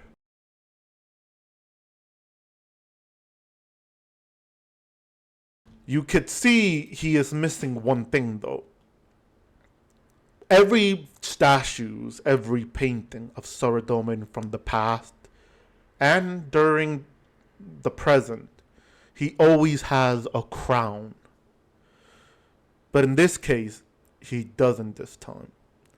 As he's there sitting down, he looks over at the archpriest and goes, Alexandria, I hope this time you called me for something important. What is the problem?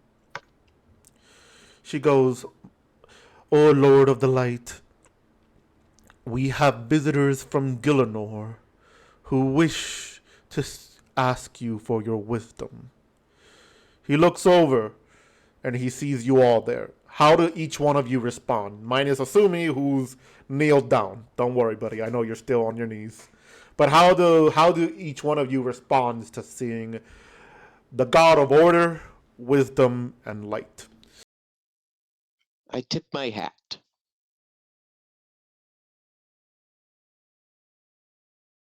I pull down my little face mask and lift my hair so that he can see my face, and I give a little bow. Claire just like very casually, still floating, is just like, I have so many questions about like this congregation as well as like your abilities, but I feel like it might not be the place to ask those things. So I'll leave it to the people that you probably respect a little more. Luke would light up a cigar and smirk and give him a nod.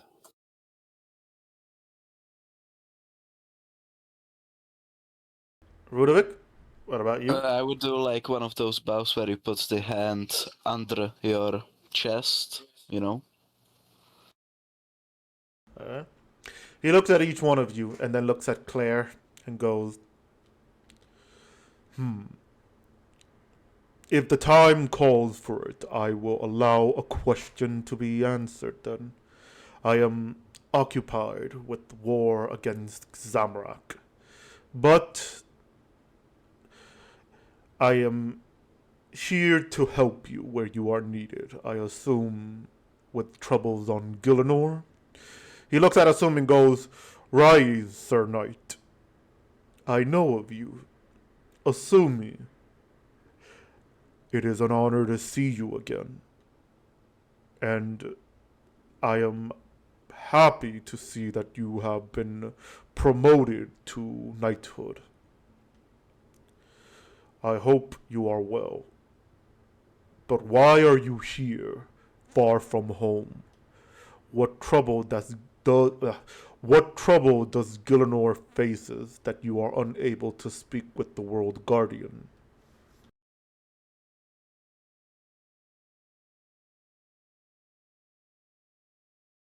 Anybody wants to answer that, or would Asumi be the one doing that? I don't know. It's up to Sumi right now. This is his god. Yeah, Asumi, you're a white knight. Go speak to your god.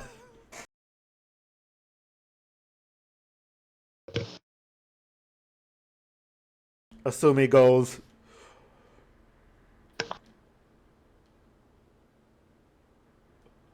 "My lord Saradomin, it is an honor to see you again. Forgive this intrusion. I know you are busy with fighting against the evil god Zamorak, but Gielinor is in danger as well. We have encountered someone, or something called a Inquisitor from Terragard. Sorry. Saradomin eyes is fixed on Asumi as he speaks. As he mentioned Inquisitor and Terragard, you all see his expression goes from calm and a bit happy to see Gielinor still around, goes to a somewhat worried expression as he starts frowning. Terragard? Sorry, Terragard. Are you certain?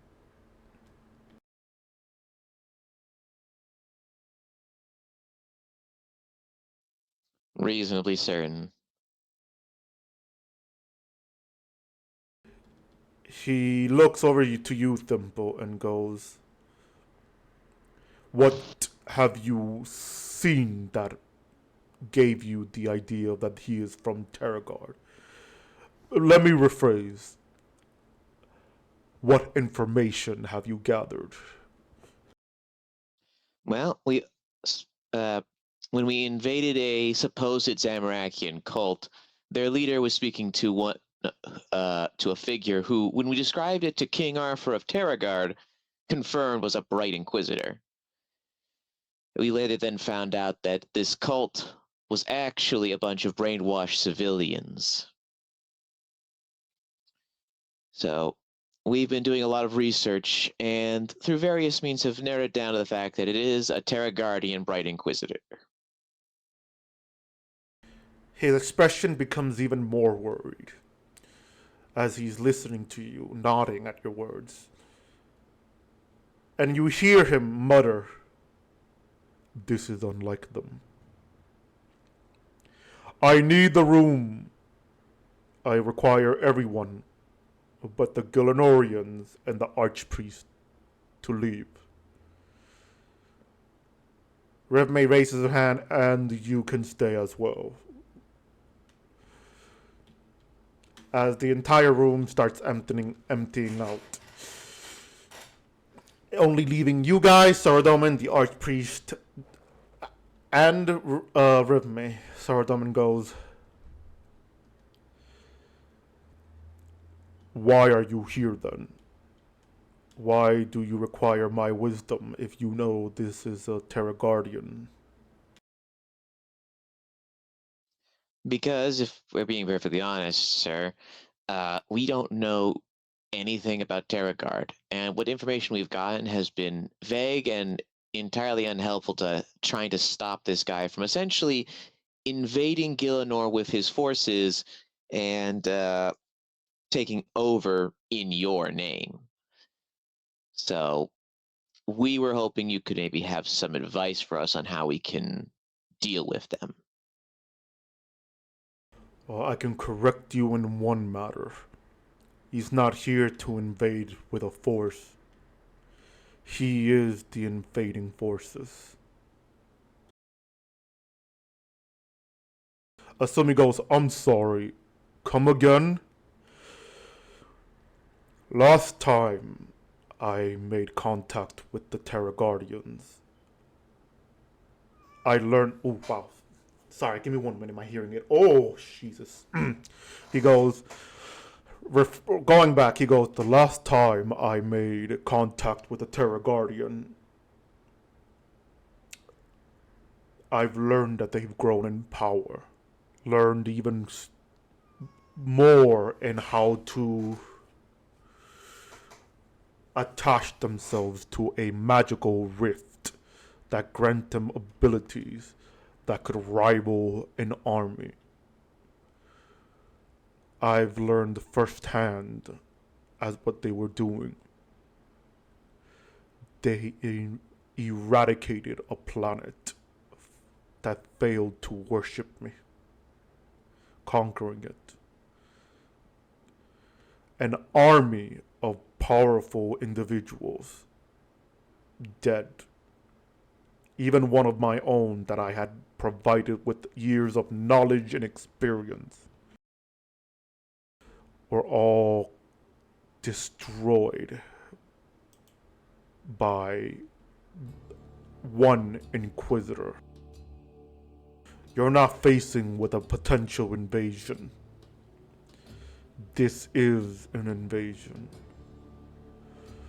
But the fact that he is taking such method into his hand is unlike them.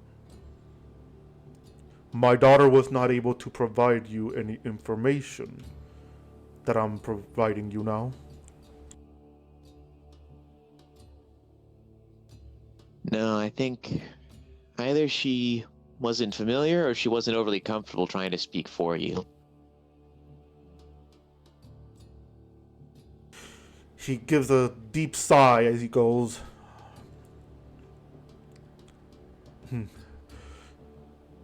Possibly the case.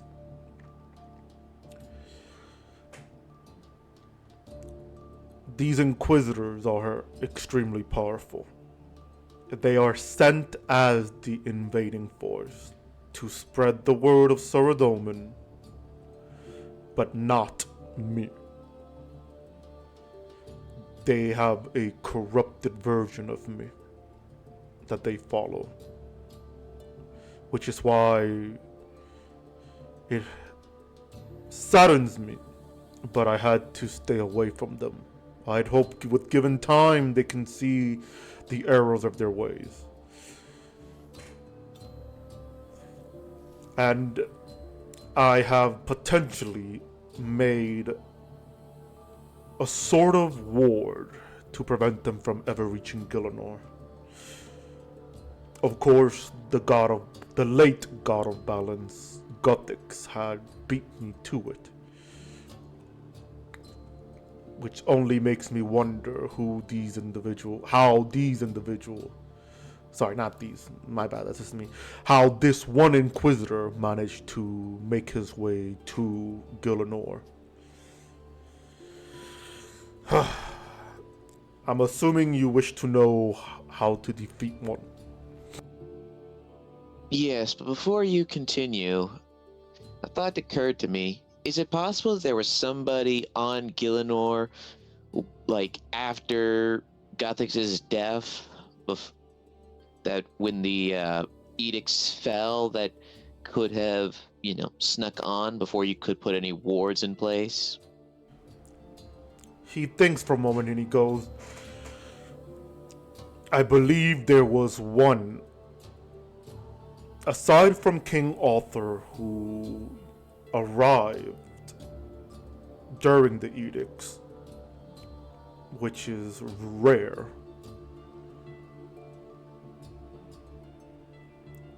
There was one that arrived as well that I've heard of, but he wasn't an inquisitor. He was a magister. Unlike another one who was exiled, this one was sent here to look for someone else. I do not know who. It is entirely possible that they found a way to navigate through the cosmos and through the edicts easier. Unless the rift is now being used as a coin toss. Basically, wherever they land, they arrive.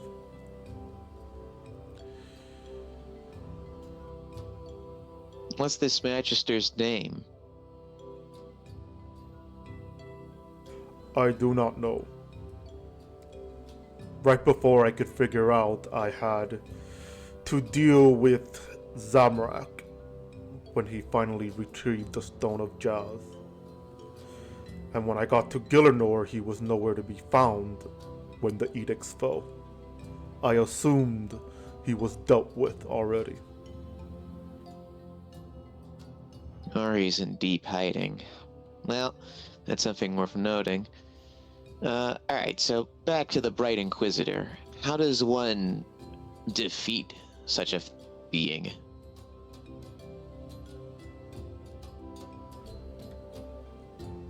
By outsmarting them.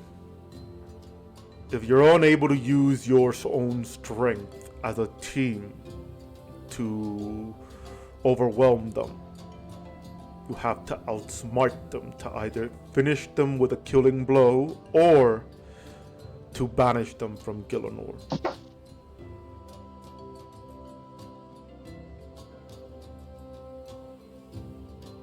Asumi goes, but won't they return then? He looks over to you, Asumi, and goes, no. Gielinor is already protected by a second barrier. The same barrier that Guthix bestowed to banish the gods. A second one was made to banish Zamrak and myself and the rest of the gods of Gielinor. If you are unfamiliar with this, you are now. Gielinor is safe from an invasion, but so long as someone does not guide them with the world gate.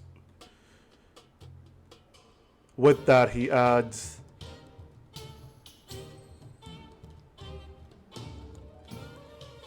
if you want... My brain farted, hold up. Okay. If you want to believe that they will continue to chase you, my suggestion is to ensure you turn off the world gate from one side, and just in case. Pay attention when you reach back to Gielinor, look at the world gate and ensure that the way to Terragard is closed off.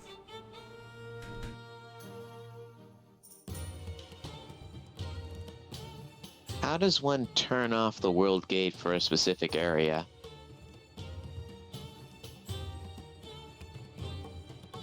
I'm gonna give a very pointed look to Rivme when you ask that question.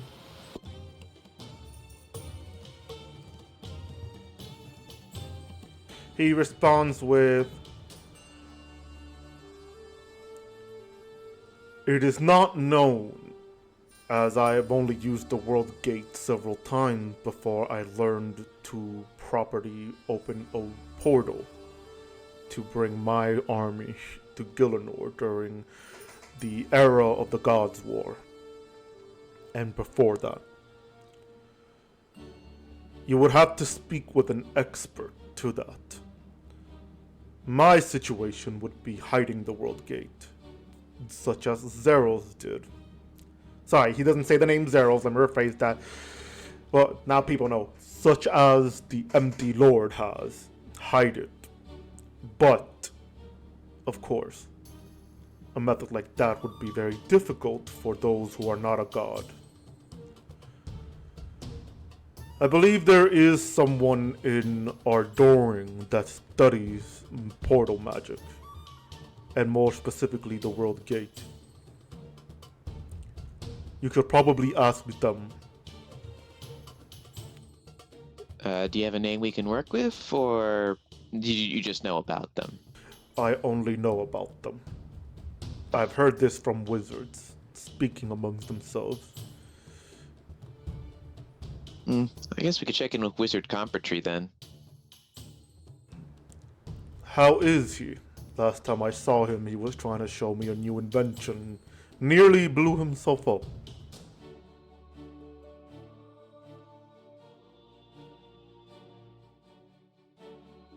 I don't know. Who saw him?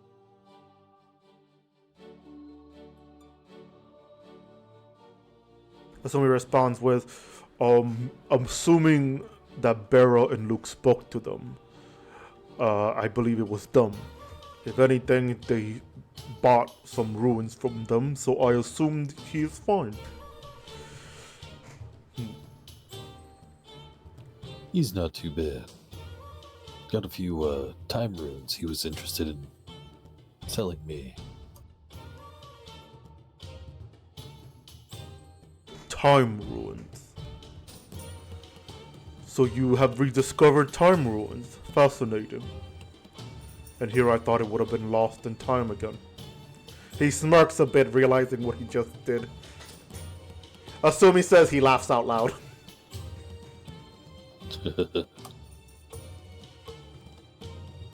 Saradam goes, yes, I made a pun.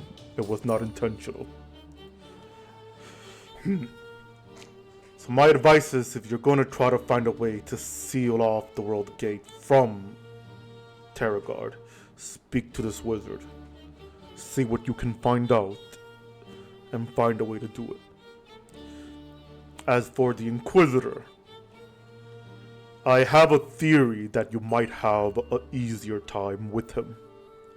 If this is the method that he is doing, I can only assume time has weakened him, and whatever connection he has with the Rift.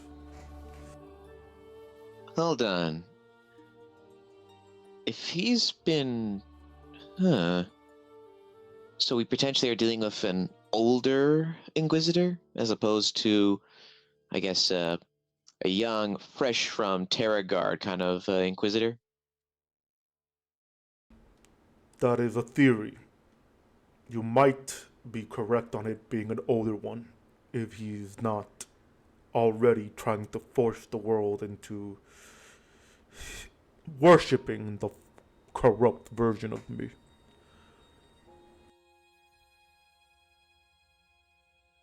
Well, that's very important information then. Well, thank you, Saradomin. As the god of wisdom, you have been very enlightening. They do not call me the god of wisdom for nothing. But be aware that I am limited in knowledge. I can only help what I know. I am not omnipotent. So I don't know everything. But I know enough to assist you in anything else. I hope what I gave you was enough to at least fight against this Inquisitor. Is there anything else you wish to know? I think that's it for me. What you've given is definitely better than... is a step up from almost nothing. So, I'll let the others ask their questions.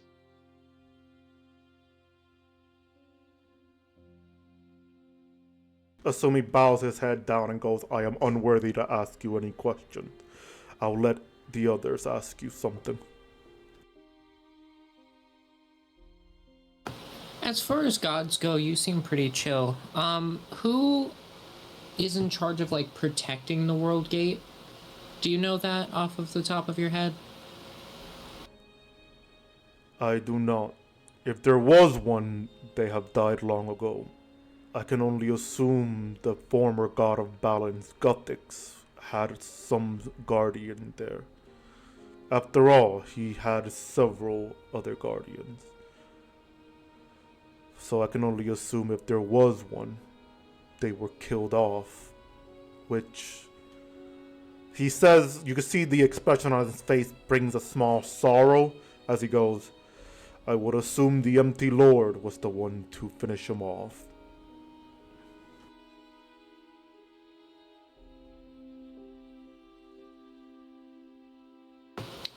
Unfortunate.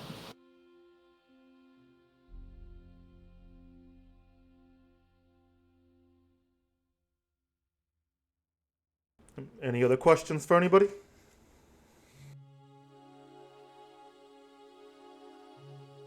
Don't you normally have a crown?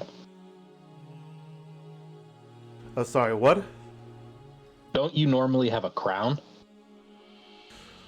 He looks at you and he goes, yes, but the Empty Lord tricked me and my followers, got past our defenses, and stole it from me.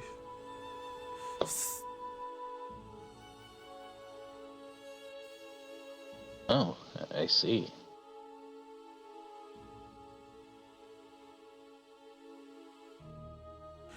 Were you expecting a different answer? Yeah, I just kind of thought maybe like left it at the house, not that another god kind of Oh, yes. humiliated you. He looks at you and goes, yes, because I have a washing machine too. Washing Well, line. I just didn't expect another god to have like humiliated you. I didn't hear about that. It is not something meant for the public, but it's not like I cannot trust you. You have a white knight with you who experienced the event himself as a squire. Obviously, you see Osumi looking down as he's just like remembering that he's just like shaking his head to that, to what happened. Like he's like, that day.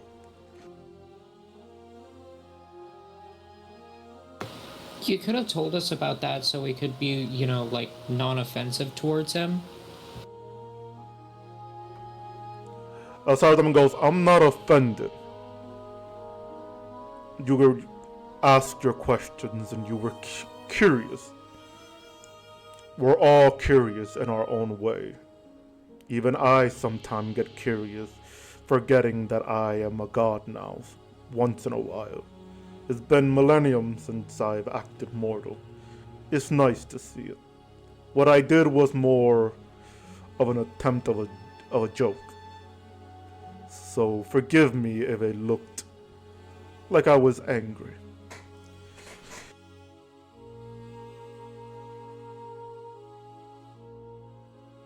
Any other questions from anybody? Like, this is a one-in-a-lifetime opportunity. You're not gonna probably get that again.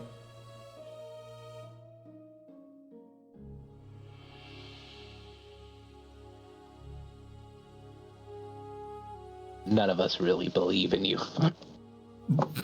And just like that, you all died. Nice going, Dara. Meanwhile, in Gilinor's underworld, Saradomin just face-palming. Not Saradomin, sorry. The Grim Reaper just face-palms like, nice going.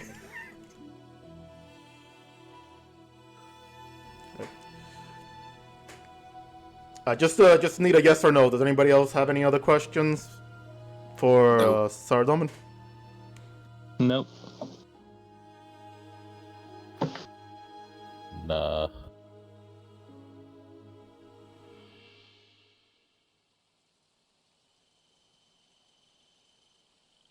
Asumi speaks up for a moment and goes, forgive me if this is out of line, my lord, but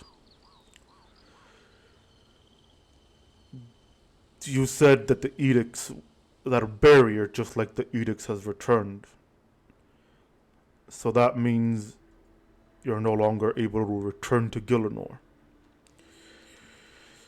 He looks at you and goes, Unfortunately, yes. Gielinor is now in the hands of mortal once more. A idea I disagree with. But it was for the better good. The World Guardian reactivated the edicts and banished Zamorak out of Gielinor. I am trying to ensure he does not find a way back to Gielinor as I'm chasing him. I believe,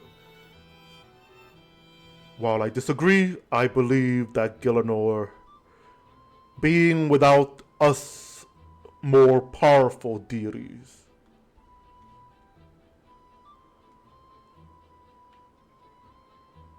it is safer for now.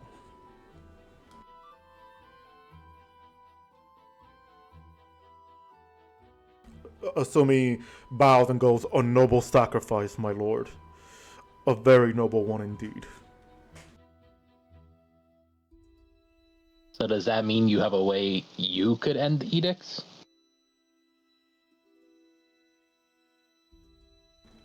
He looks over to you, Bearer, and goes, "I have ways of communicating with my daughter.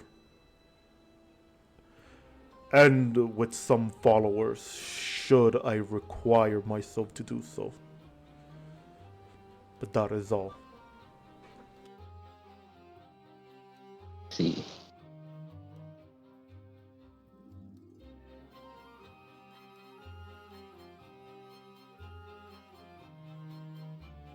Alright, so anybody else has any question for the God of Wisdom and Order?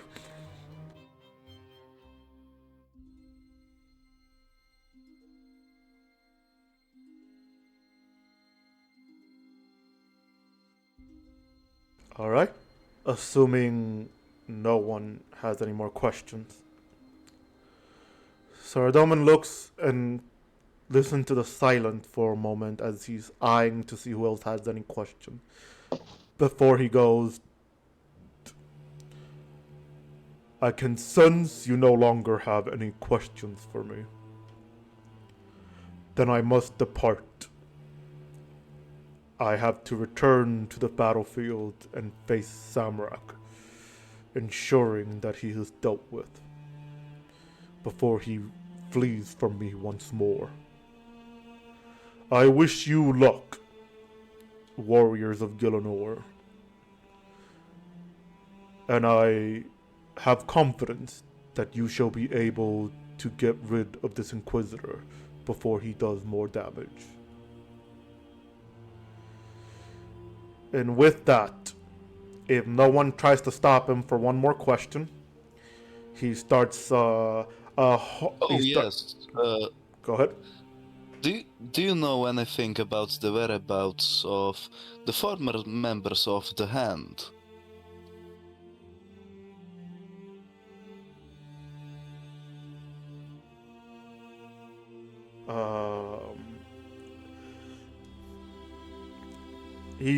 Before he's about to leave, he looks at it. He goes, "I heard of them, but no, I do not know the whereabouts of individuals. I do know someone who might help you. You should speak with Hector. He is someone that has a lot of information about people. He is located in Varrock, although I would be cautious with him. He tries to think of the word to keep his divine status. Before he goes, he can be a bit awkward around people." Alright, thank you, sir. Or, God, your majesty, I don't know. "Just Saradomin is fine. You don't need to give me that much of a title if you do not worship me." He says as he goes and he stands up, "Good luck. I shall be guiding you through the light that you pray to," he says, looking at Asumi before he before the light shines upon Sorodomin again, where he starts teleporting out, and he's gone. With that, we're gonna pause it right there to go on ahead and grab something to eat, drink, and everything. So we'll be right back, ladies and gentlemen. Don't go anywhere.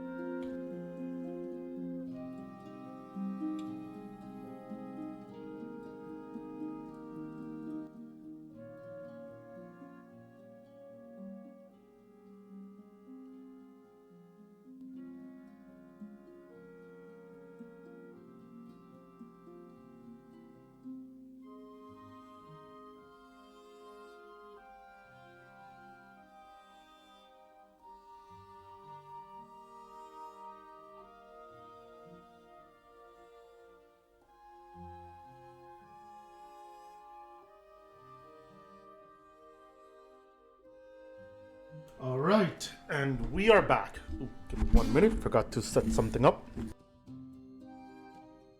All right. Is everybody ready? No, I definitely did not say it in the chat that I was ready.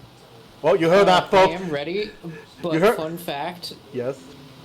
Publix has an official AI. I think you broke David. David broken.exe. David.exe is not working. I have to use it to do my fucking job. I need to use the Publix brand AI chatbot to do my fucking job. I used to work I'm for in hell. Publix. I used to work for Publix. That doesn't surprise me. I'm I in don't- hell. Yeah. Welcome to Florida. Hell has its laws. Hey, we don't need a copyright, please. Dang it. Anyway. So, welcome back, everybody. I hope you all had a good break, a good, something good to eat, to drink. Now we're back. So, as Saradomans leave, as you all see the blinding light for the moment, and then, like, the light disappears, so was Saradoman.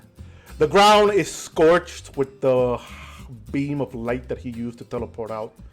As you can see, the Archpreach uses her wind to just get some of the ashes of the ground to just be spread about as she stands right above it and goes, I hope Lord Saradomin was capable of giving you enough wisdom for this troubling time. That he definitely was. Thank you again for your help. Of course. And I wish you luck. May Saradomin's light guides you. May his wisdom provides you all the aid and victory. You are welcome to return here whenever you like. But do be cautious. There's some individuals that most likely would be displeased by your arrival. Even now, some of them dislike the humans we have here. But do your best to ignore them. They get lectured eventually. Good to know. Alright, Claire, I think you might need to float even higher so you can assert your dominance.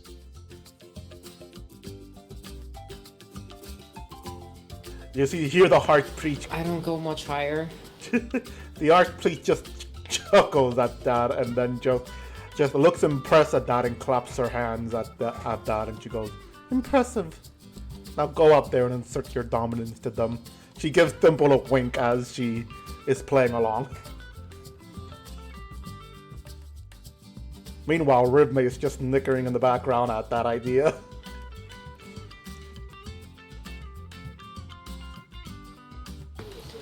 Only because, like, of everything that's happened, I'm just gonna, like, slowly turn my head towards Rivme and just, like, loud enough that anybody can hear me, I'm just gonna say, like, I can light people on fire by saying a single word. That's a thing I can do.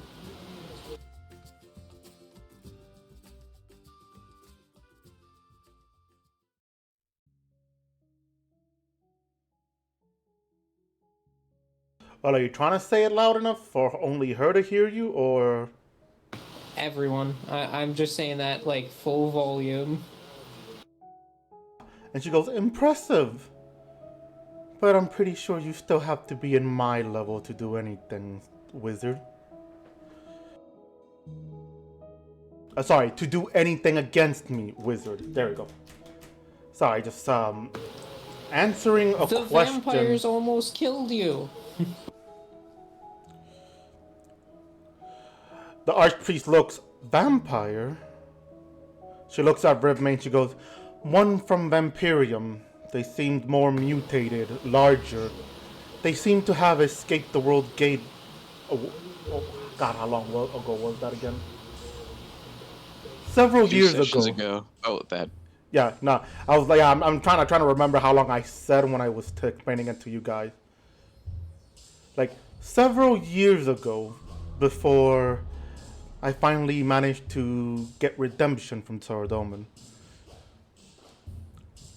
The Archpriest goes, that is unfortunate. And they look mutated. Well, the one that I fought did. The others were smaller? We certainly almost got ourselves on the short end of the stick. But we prevailed.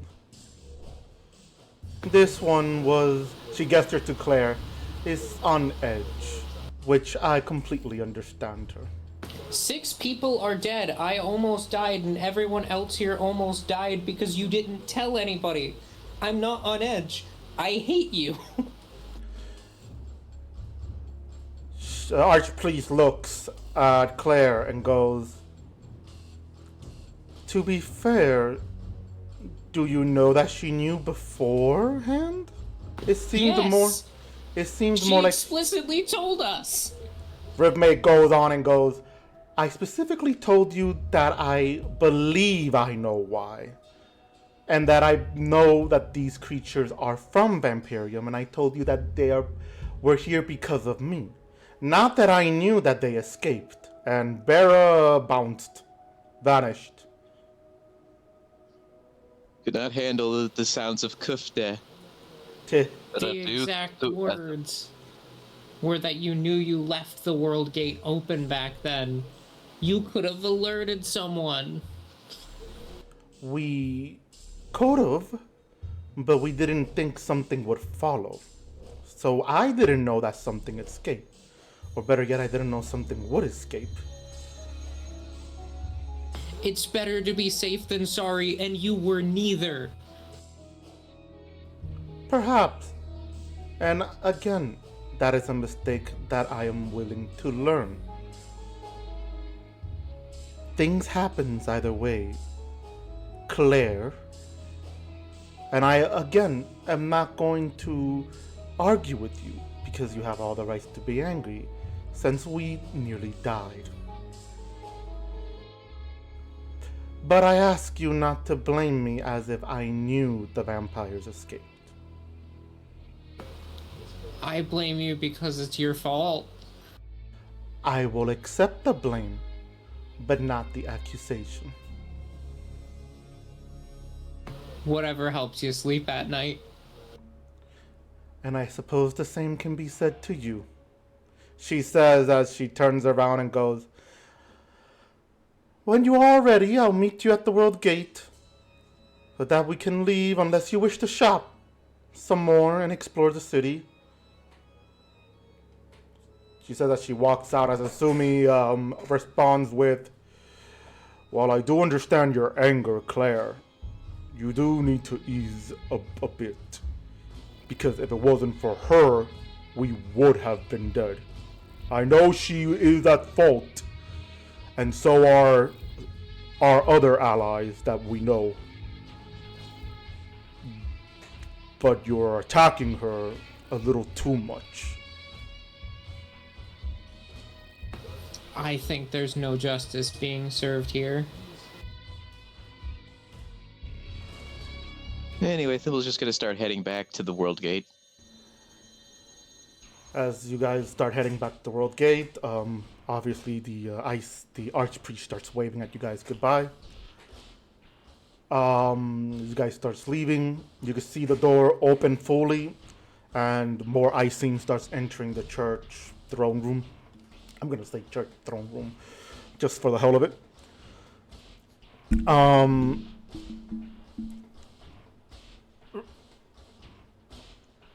As you guys continue on,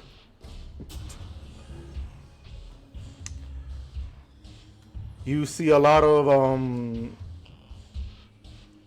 people gather around a stage-looking place where you see Icing performing plays of what you all could probably see from the distance. Stories about Saradomin arriving to Gielinor, not Gielinor, arriving through Hollow. You can see like the story seems very biased on Saradomin. From the distance, you can hear them talk, basically making it out. Not hear them, sorry. See them making it out as if Saradomin gave them an everlasting light. Even though you guys are literally on a moving island. Oh, wait, no. Bear didn't know they were not on? No, Bear, you're like, somebody please let them know that they disconnected.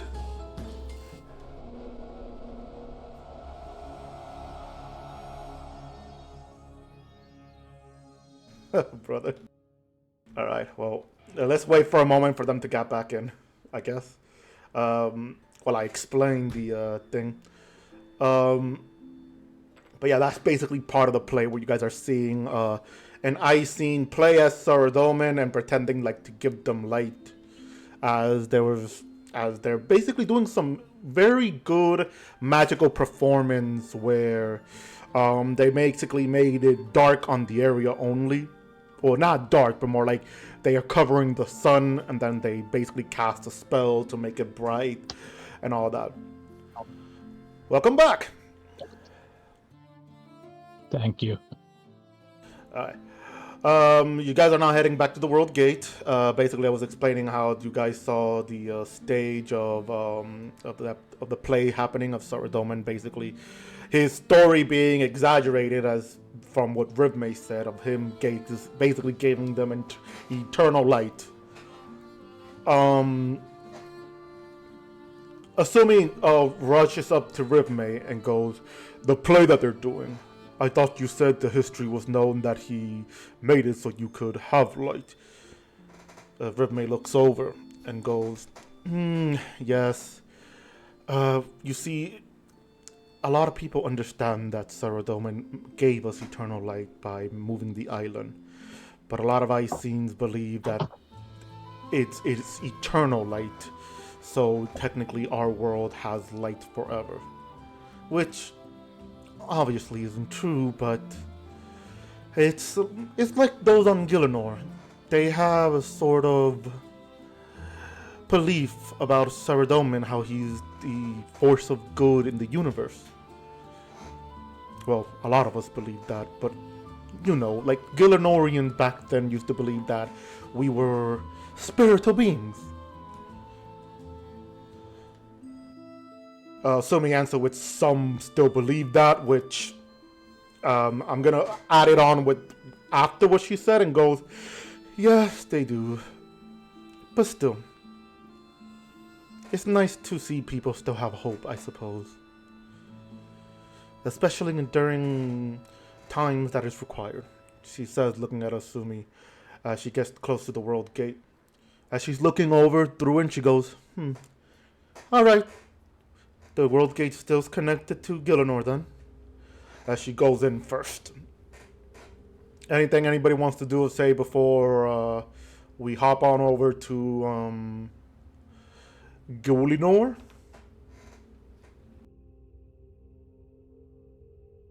I'm not a massive fan of revisionist history.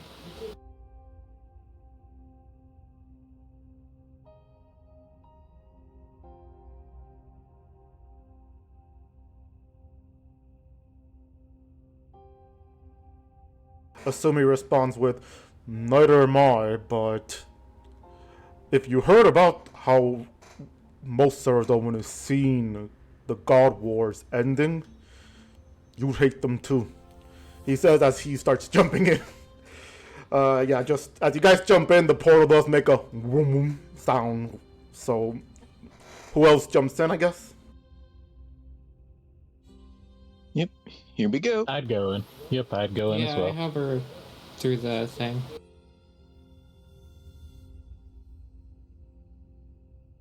I go through.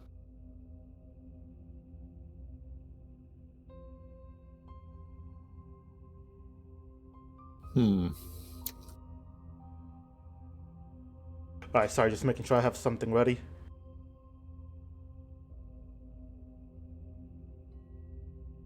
Luke staying behind.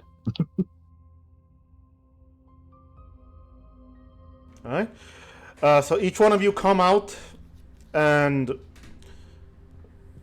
as you all come out together, or eventually one at a time. Assuming since you were the first one, you see Rivme held by the throat, but forced down on her knees by the Inquisitor that Thimble described. You see his armor slightly worn, but still cackling with that energy that he explained. As he looks over and he goes, "There you are. So this is where you were this whole time." As you can see that magical chain bounds Rivme to the ground. Assuming says he responds by taking out his sword and shield. Who was the next person that came out after Assuming?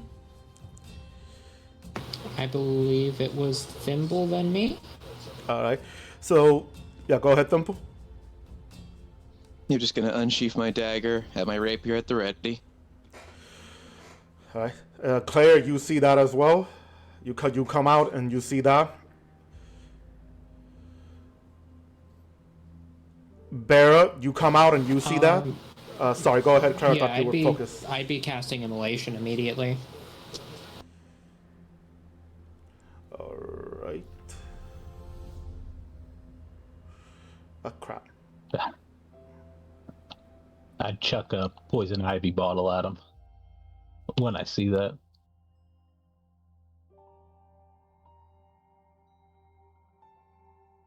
Give me 1 minute because I'm trying to get his character sheet out just to make sure I know. I know I gave him the spell, but I want to double check and make sure because I know I made 2 versions of him and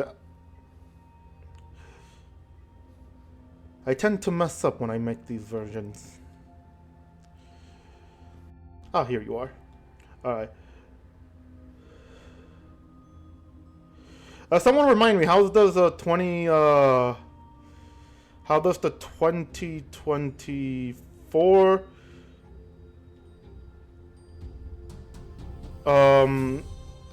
goddamn, how does the 2024 counterspell work? Is a concentration. It is, I think, a saving throw. Yeah, concentration saving throw, right?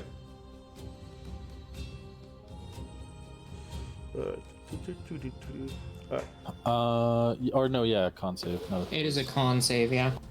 Alright. And that is the person who cast their spell, not counter spell, or the person that cast the counter spell. The one who casts the spell makes a Constitution saving throw against the counter spell caster's save DC. Alright. So then, yep, Claire, you're gonna have to roll. Well, actually, hold up, wait, no. Again, I don't want to say you roll and then all of a sudden, it's ridiculous. Man, my tablet. I'm sorry, like I thought I had this right. Okay, here you are. Jeez, why did that take forever?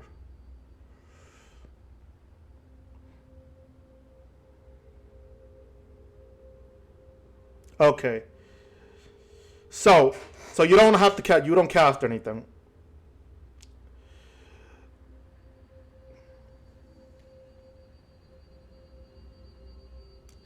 Yeah. So yeah, you don't. Yeah. So yeah, actually, yeah. Go ahead and roll. Okay, it's not that high. I didn't give him that high of a thing. Okay, go ahead and roll for Constitution saving throw. Thank you. Constitution saving throw. God, my fucking head today.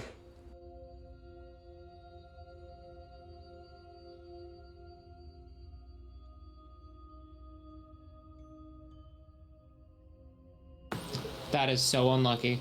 I had advantage and I rolled a natural 1 and a natural 1. Ah, dang. Wait, can't you re-roll it with your thingamabob, your inspiration? I do have inspiration. Hell yeah. Do I reroll still with advantage or do I just reroll 1? I don't remember the rule for it. So how do you have the advantage? I have advantage on all saving throws against spells and magical effects because of my robes. Then yeah, it should be fine Yeah, to do it again. Yeah. it's still advantage.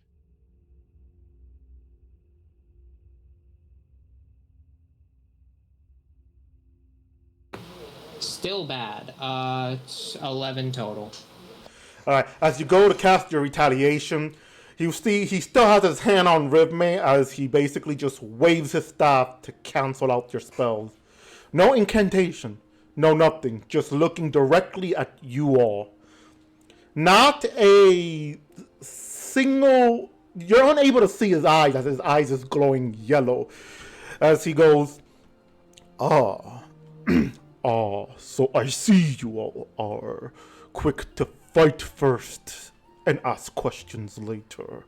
As Bear tries to throw the poison ivy, it hits, but you see no effect on him. You know, I wanted to speak with you, to give you a chance of reconsideration.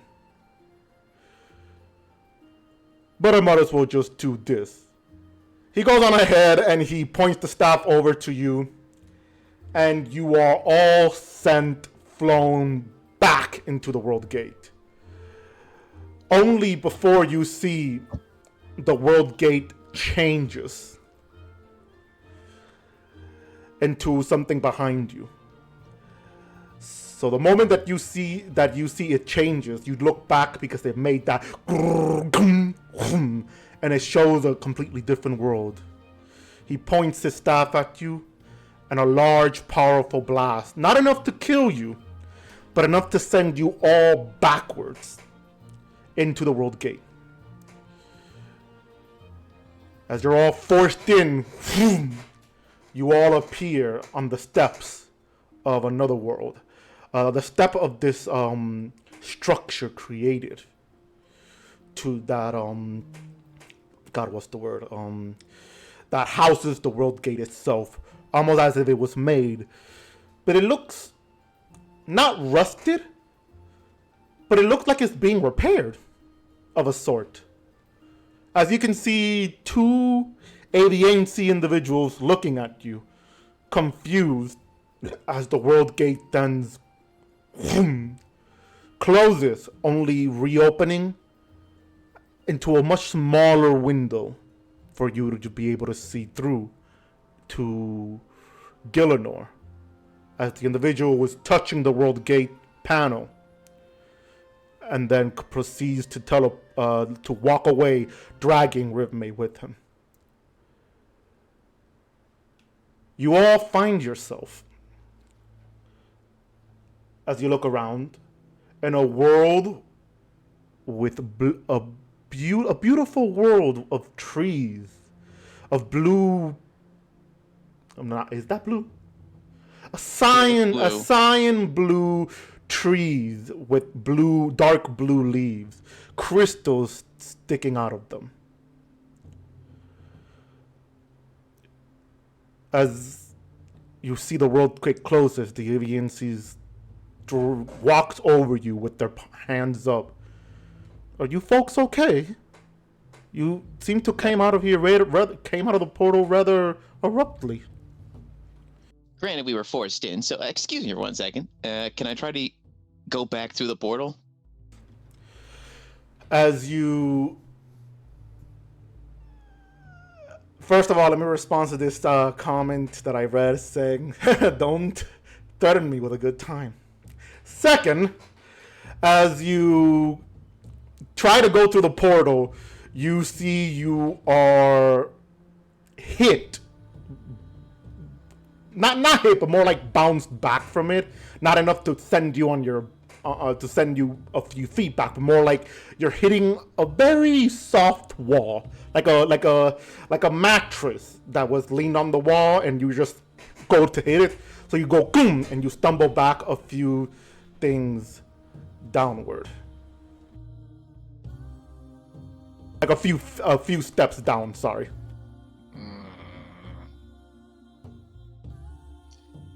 All right, so Thimble will walk up to the portal, and I have a question. Is the barrier blocking it, preventing me from summoning something, like on the other side of the portal, since the portal's distance is not necessary? Okay, how do I explain this better?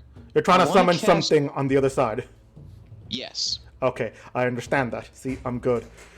As you place your hand there to try to do something, problem. Something is preventing you to teleporting anything around the world gate.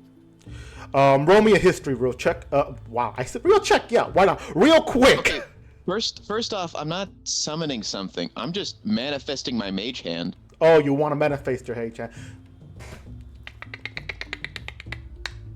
So it just was about to say 19, but instead I got a 9 for 14. Okay. Alright, so you're not summoning something. Alright, so either way, you are trying to conjure up a mage hand to the other side. As you go on ahead and you try to do that, you see your mage hand flicker trying to appear to the other side, only to be forced back onto this side, onto this part of Gielinor. I mean, not Gielinor, sorry, on this part of the world, this side of the world gate.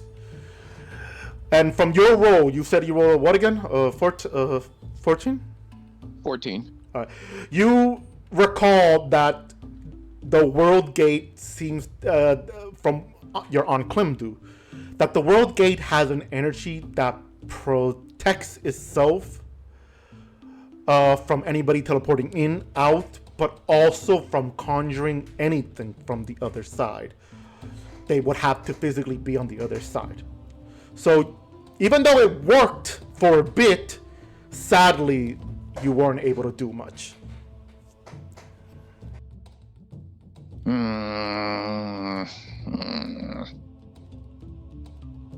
Asumi is screaming, "Son of a bitch!"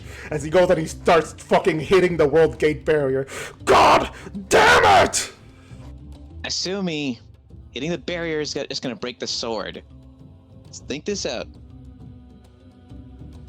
Yeah, for a moment you understood that he's basically showed his tempo. He showed the Hobrock side of it, his mother anger, as he's just like, Gah! Like still angry at the fact that this happened.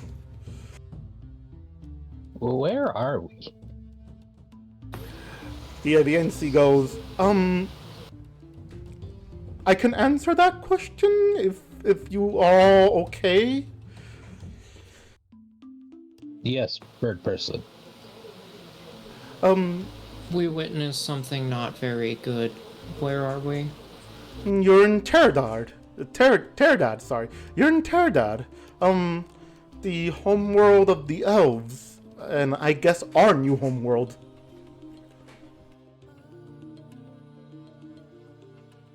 Also, quick question, Luke. You did stay behind?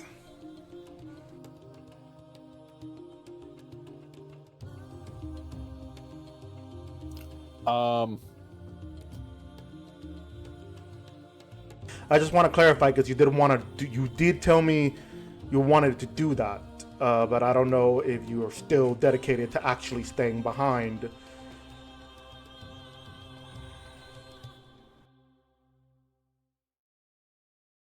Where were we at? New Dominaria? Yeah, We he were in was. New Domina originally. Or Yeah. Dominaria? What is So magic? you stayed over there. All right. All right. So as you guys look around, you notice Luke isn't with you.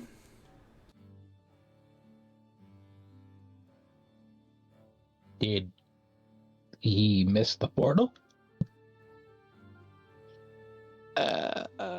Hmm.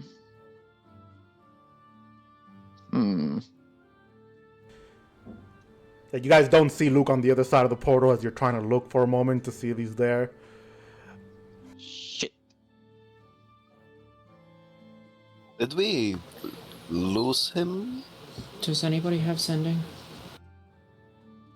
I don't. No. I didn't see him come through the other side when we went back. I think he might still be in Dominaria. Domina, but yeah, that is a high possibility. Maybe he didn't want to leave the ladies. Dang it. Should have at least told us that. Assuming basically repeated what Bera said, but more like when she said that, he goes, he stayed behind for the women.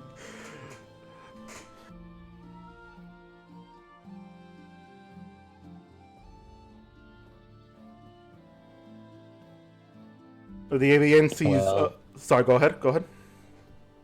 This is gonna be a problem if we're all trapped in different worlds. The AVNC looks at each other for a moment and goes, "Perhaps we can help. We do have someone who knows how to reactivate the world gate from the other side.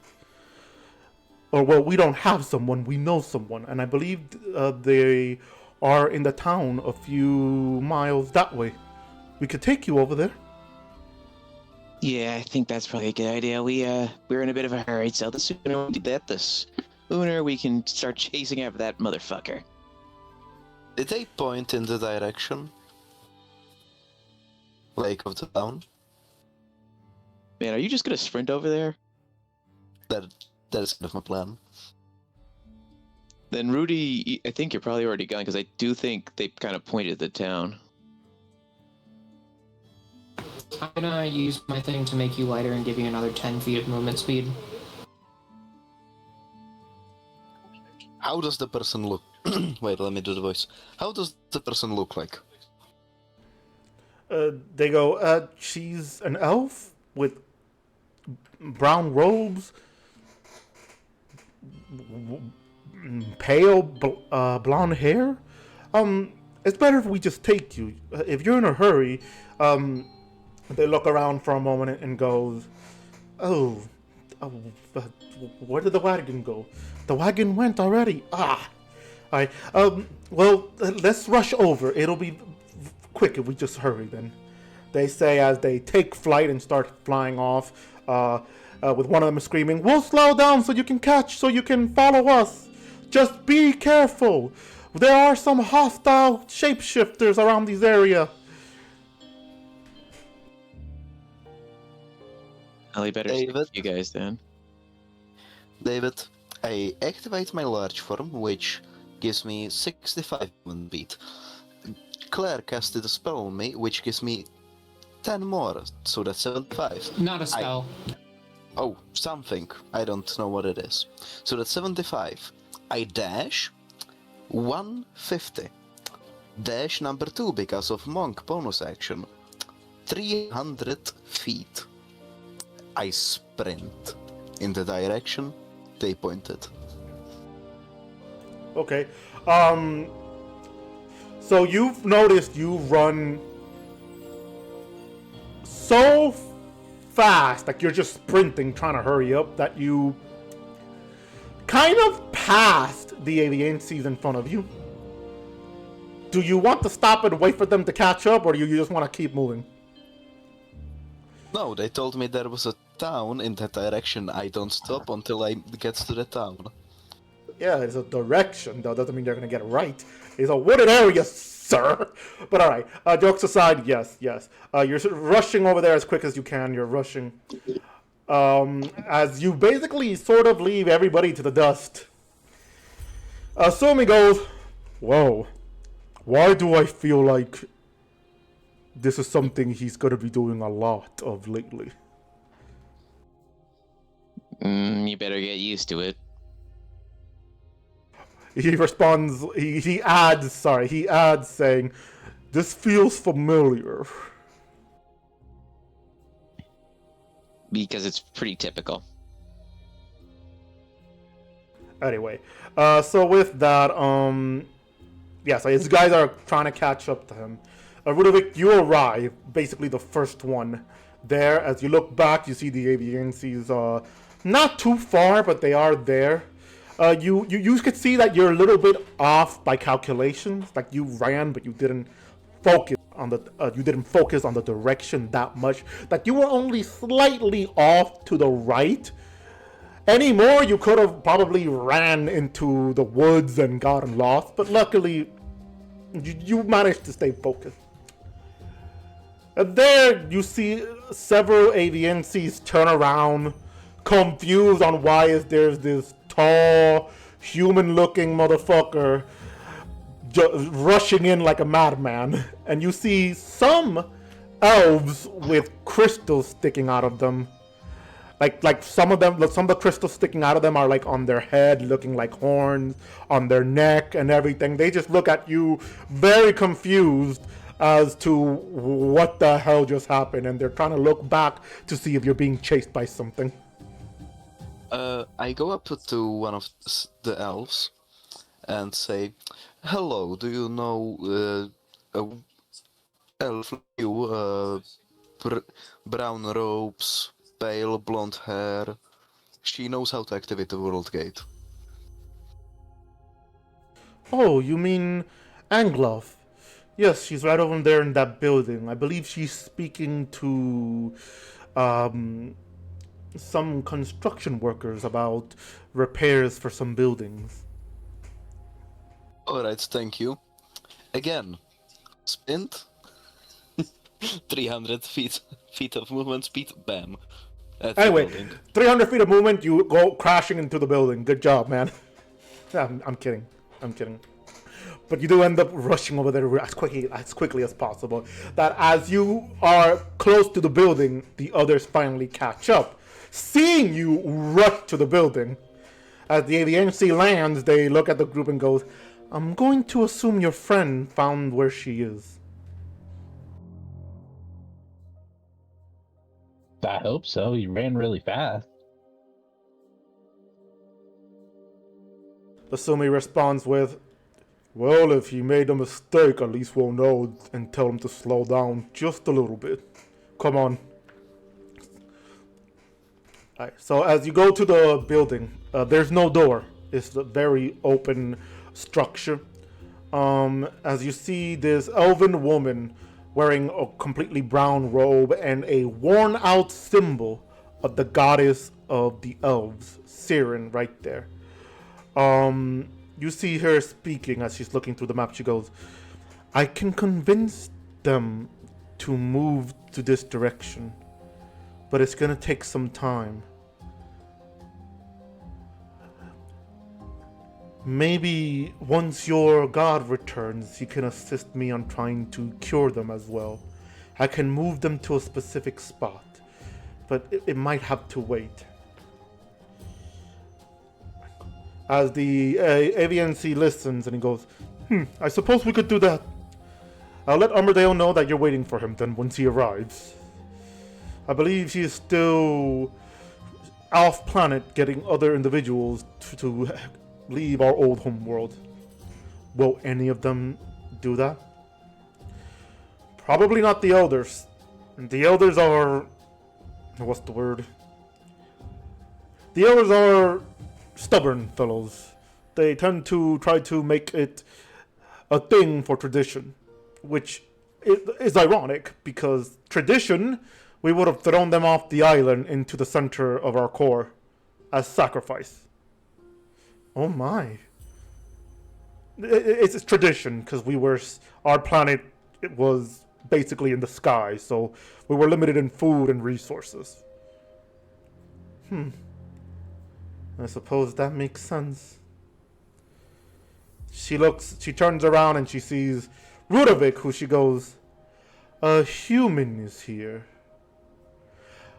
Are you here to fight against the crystal shapeshifters? Because if so, I would advise you to give me a moment before I tell you where to go." No, we kind of need you to open the world gate.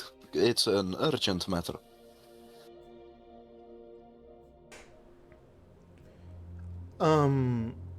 Everything here is an urgent matter. As you guys finally start catching up, you see her look at the group and she goes, "More of you?" Yes, we got separated from one of our members, and there is a man probably killing, I don't know, a person who we know, so it is a really urgent matter. She looks over at the AVNC. She goes, "I suppose I better be going. Anybody who wants to do something, you can go on ahead and have them wait for me." And Hello, thank you so much for the raid. We actually got a raiding party with us here today. Thank you so much. Hello and welcome to a RuneScape themed Dungeons and Dragon. I hope you guys enjoy and have fun. Say hello, everybody. Let's be nice. Say hello. Hi, everybody. Right, Hello, well, everybody. enemy. Welcome in. welcome. All right. So, Angolf goes on ahead and she walks over to you and she goes, "Let's talk and walk then." As she starts leading the way to the world gate. Tell me, what happened? Why did you get here? I mean, not how, why. How did you get here? That's my fault.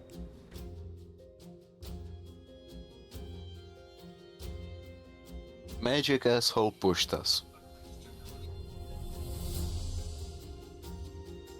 Yeah, that's the simple version of it. But he changed the world gate and shoved us in here so that we would be separated from our friend.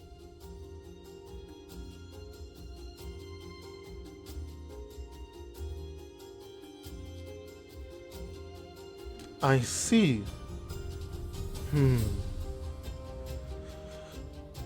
Well, I do not know much about your world, which I assume is Gielinor. Seeing this one's armor, she says, gesturing over to Asumi. But I suppose we will do this as quickly as possible. As she goes and she stops you guys for a moment, like she basically puts her hands up and stops you all. As you start seeing several crystal shapeshifter walking around, looking around as they're grabbing something from a tree. As you see one of them grabs a crystal and stabs themselves with it, and they're like, and they start speaking in Elven tongue, ancient Elven tongue, before another crystal shapeshifter jumps to attack him and starts fighting against them, which two more starts fighting, trying to rip the crystal that the elf has, and she's shaking her head. Angolf starts shaking her head. This is upsetting, as she continues to walk forward. Asumi asks, "I don't understand. These are elves? Why are they doing this?" You can thank the crystal goddess for that. She blessed and cursed my people. Blessed us with a longer life, so she doesn't witness us die our natural lifespan. But cursed us, so that we have to be reliant of her and her energy. Because of that, when she abandoned my people, the ones that remained here, she gestures over as you're passing them now at the crystal shapeshifters, who so they're elves, but they have more crystals on them, crystals on their head like horns, a lot of crystals on their shoulder, their their stomach, their chest, their legs, and even their hand, which you can see they shape it into weapons, starting to kill each other. As she doesn't even look at them, you could feel her cold judgment towards them, and she goes, "A lot of us has tried to fight against the hunger, the need for our gods, our goddesses' energy. But a lot of us fail. As long as you don't bother them, they won't bother you. And of course, I can command them enough, because they're too lost to think for themselves," she says as she continues to walk. That is the curse of the elves. Reliant. If you guys are reliant on her and you know how to use the world gate, why don't you just go after her? She looks over to Bera for a moment as she stops, and she goes, "Because we are too far gone. I'm Firstly, she says as she turns around and continues walking, we would not be accepted. And even if we were, we would be seen as abominations or crippled that needs help. Something that I would never allow the elves on Gielinor to see us. Although, it's a little too late for that. We have already a few here helping us. Secondly, we heard what she did. She's gone. And third, my clan, our elven clan of this world, honor the history of our ancestors and the records that we keep here. So, we try to keep ourselves to this world because it is our history. It is our world.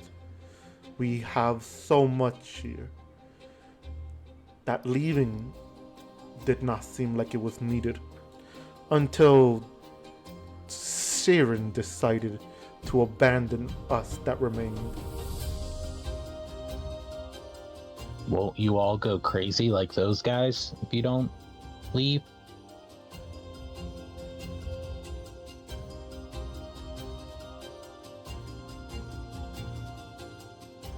No.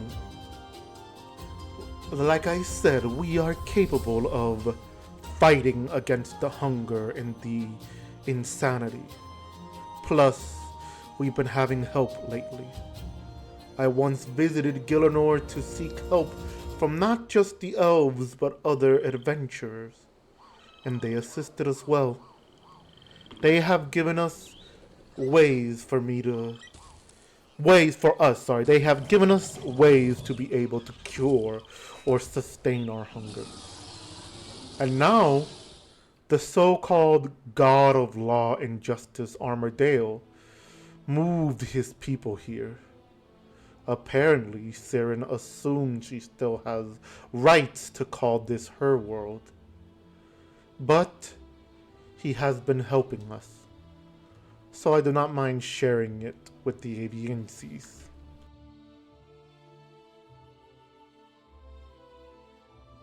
Asumi goes... Oh, sorry, go ahead, Bear. I'll let you go first and then Asumi. I was gonna say, all right, that I guess I get that. And then Asumi asks, wait, so Armadale moved his people here? Yes, apparently their world was a bit chaotic and not safe for them, that they had to move the Aviency here. And in return, he promised the Crystal Goddess to cure our people. She was feeling guilty, in other words. So she wanted someone else to do the job that she regrets turning us into.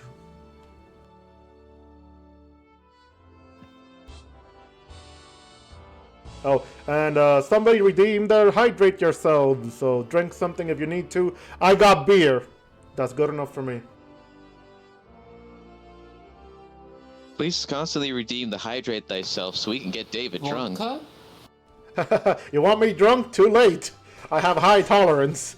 I'm gonna need like 3 more cans of, what is this called? Sapporo Premium Black Beer.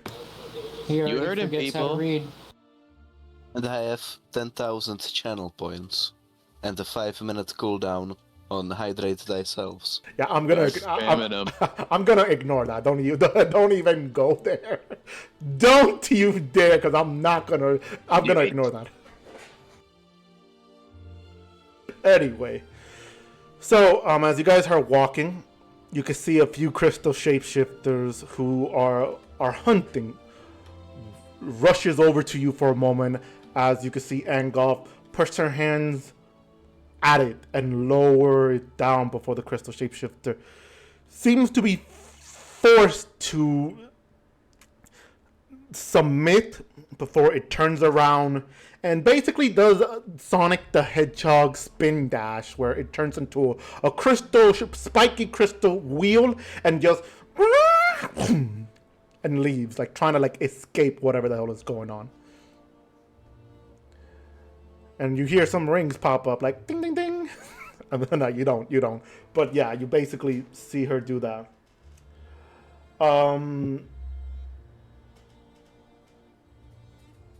You hold up. Okay. You finally make it to the world gate, where she looks at it and she goes, all right, give me a moment. She walks up Wait to... 1 second. Can you actually open it to the Icene's homeworld first? As one of our party members is trapped there. I cannot do that. I can only reopen it by connecting it to here. I can only open it from this side to go back to Gielinor. I can't just open it to another world. Alright, we'll just Alright. go back. We'll just go back, go to New Domina real quick, let them know Riffmate got kidnapped, and find Luke. Then we go after the guy.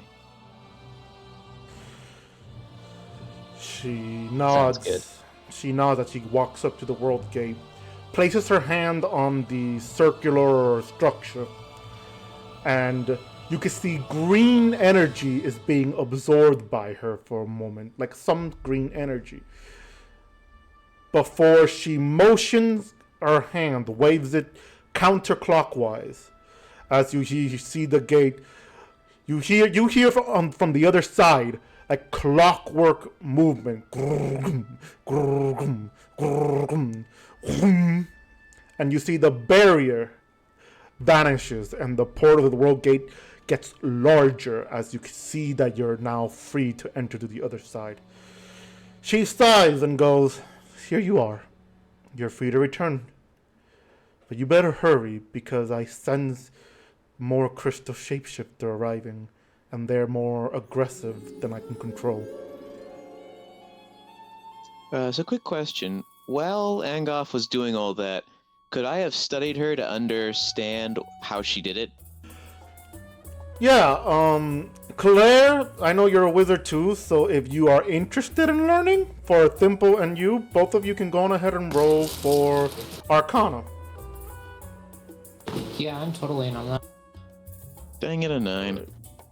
Asumi says he wants to check too. Alright, go ahead, Asumi, old pal or friend. 14 for a total of 29. Alright, Nice. and Asumi rolled a 14 as a total. So, Thimble and Asumi, you guys are trying to keep up and understand what she did. But you're a little bit lost. You're struggling trying to understand how she did this and the motion that she did it. Claire, with your study at the tower, this was kind of easy for you to get.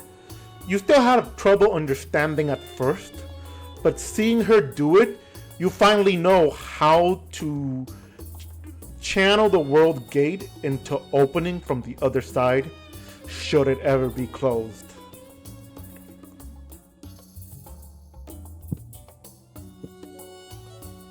Asumi looks at Thimble. Did you get all that? Not really. Some kind of advanced did. magic stuff. Of course you did. You got the big brain for it. Are you sure you want to say that, Asumi? Say it, Asumi. Okay. He looks at Claire and goes, and that's why I like you. He blushes. Like you, because you know you're a great wizard. Aw, I like you too. Could I roll insight on that? She has no idea. She has no idea. Oh, and Asumi Yeah. wants to add... sorry, real quick. Asumi wants to add... Shut up. I know you're about to say something. Shut up, he says, looking at Thimble.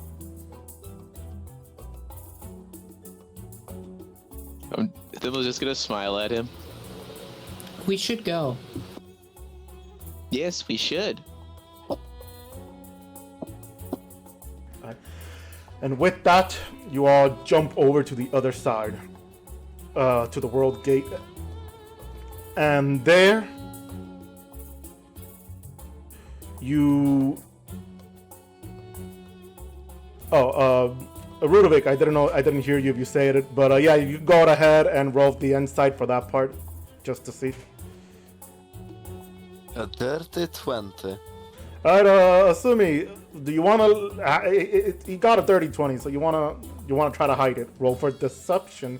Sir Knight, you're trying to lie. Shameful. Alright, he got an 18.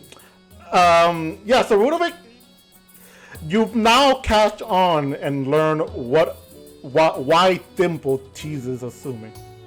You could tell that he sort of has feeling for Claire.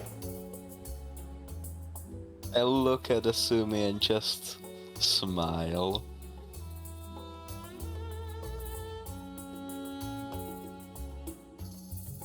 Asumi wants to respond saying he looks at Rudovic and goes, "Oh fuck," and just pretends like he doesn't notice the smile and just walks through the world gate.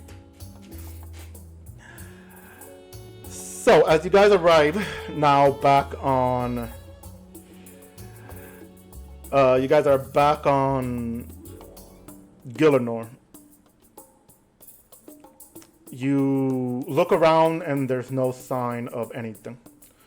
Of any signs of them having walked. In fact, the few feet that you saw the dragging, teleportation was done away from the world gate. There, you guys are now free to do what you want. So what are your plans at this moment? We have to go get Luke. Yep, we gotta get Luke. Alright, so I'm just gonna I look at the console for the world again, and I try using it to get back to New Domina. Alright.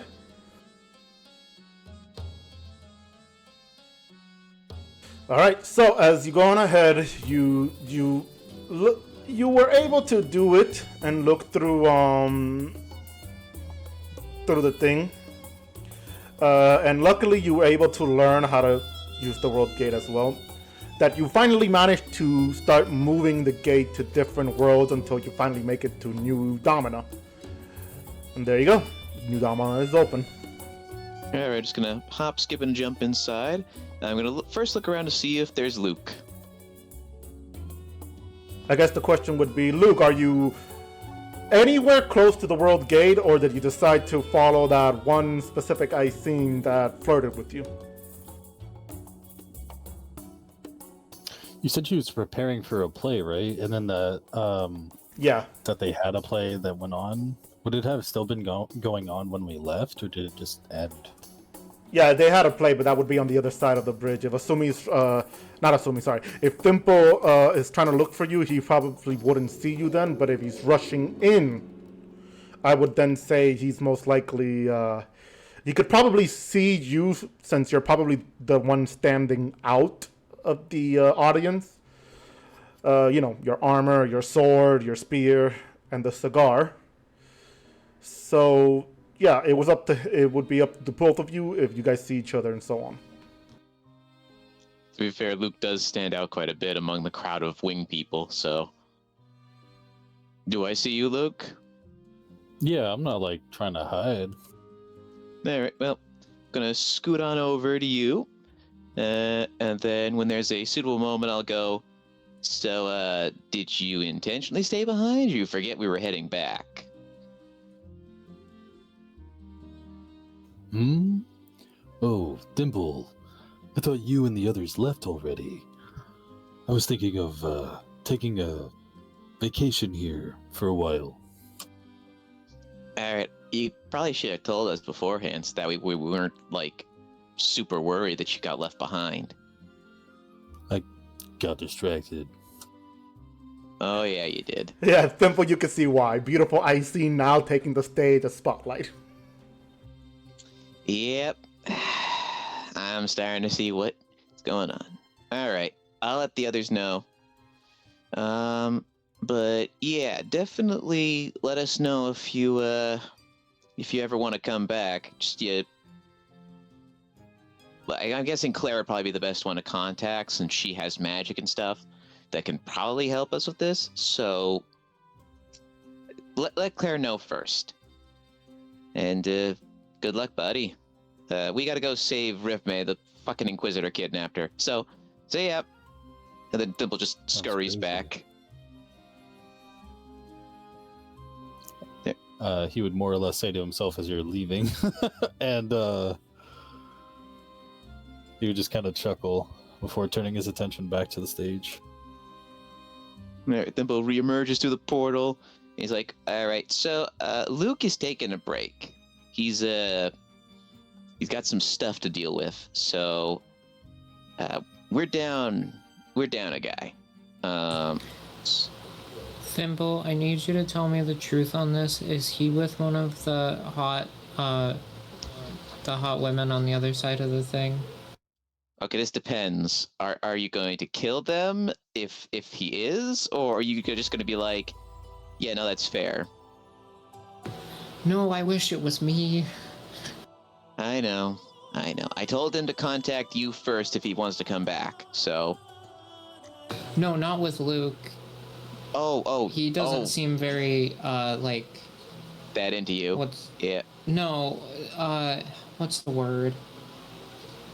Faithful? Yeah, you got a point there. Yeah. No, anyway. Point is, if he's gonna come back, he's probably gonna contact you. So, we better go after the Inquisitor. They have wings. Right, sorry, let's go. Assuming Yeah, goes. no, they do have wings. Assuming goes waving you guys down. I have the lodestone stuck already. I have contacted. I have sent contact of a owl to go on ahead and let the cart repossession happen. We need to go ASAP. Yeah, come in. As the guys rush over, doing little jogs or anything. As the guys are inside the circle, and he goes, "Where's Luke? Wait, did he stay behind?" Yeah. He's typing. And he responds with, I don't even need to know why, do I? No, that's pretty self-evident. Let's go.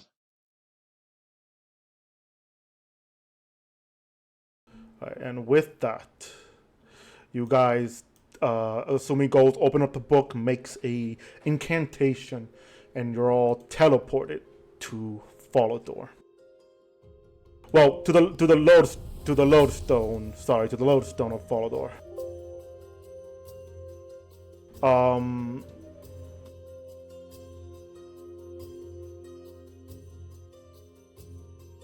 Give me one moment. Okay, got it. I got it. So, I was supposed to get one that is a different type, but whatever. As you all teleport to the lodestone of Follador, you see things seem to be calm. Obviously, you could imagine why. But as the moment you, assuming I asked a really good question. So, you guys were at Teradad for about an hour and a half. Well, not an hour and a half. You were there, you got transported, so you were there for like about 30 minutes from walking distance and everything. And then with Dimple contacting Luke, seeing if he's okay, if he's staying behind, that would have been like another 15 minutes. But, he ran, so it was pretty quick. So as you finally got the teleport, you make it to Follador, which you see the sun is setting. Because time zone, yay. You notice that the guards turn to you from the distance, and they're waving you down. As you guys approach the guards goes, "Hey, are you guys okay? Rhythme said that you guys were trapped at the World Gate." Huh? But Rhythme got kidnapped by somebody. Well, yeah, we were trapped at the World Gate. Oh, really? Huh, she said that she had to go straight to the castle. She must have escaped then, because she landed in front of us, told us she has to go to the castle because you guys were kidnapped, and then flew straight to the castle. Alright, I got a bad feeling. Sumi says he shoves the guard out of the way and goes, "She's being controlled!" and runs straight to the castle. Well, you heard the man. We gotta go stop Rhythme. Did somebody say run? Yes, move at your sonic speed. Yeah, go, Supersonic Man! I look at Claire. Do it. 10 feet later, hurry up. 75, 150, 300. 300 feet of No.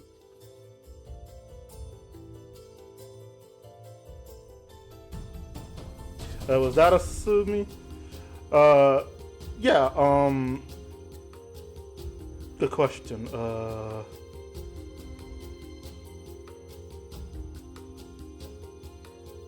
Actually, yeah, I'd say since you're out of the World Gate, you could do that. So you guys find Asumi as he's running. He whistles to where he contacts, he casts a spell to summon his unicorn, to where she jumps on it and he starts rushing into the castle. I would say... I have an idea. Yeah? I'm just gonna look at Bira and just say, like, this is gonna be weird, and I'm just going to, like, get on all fours and I'm turning into a unicorn.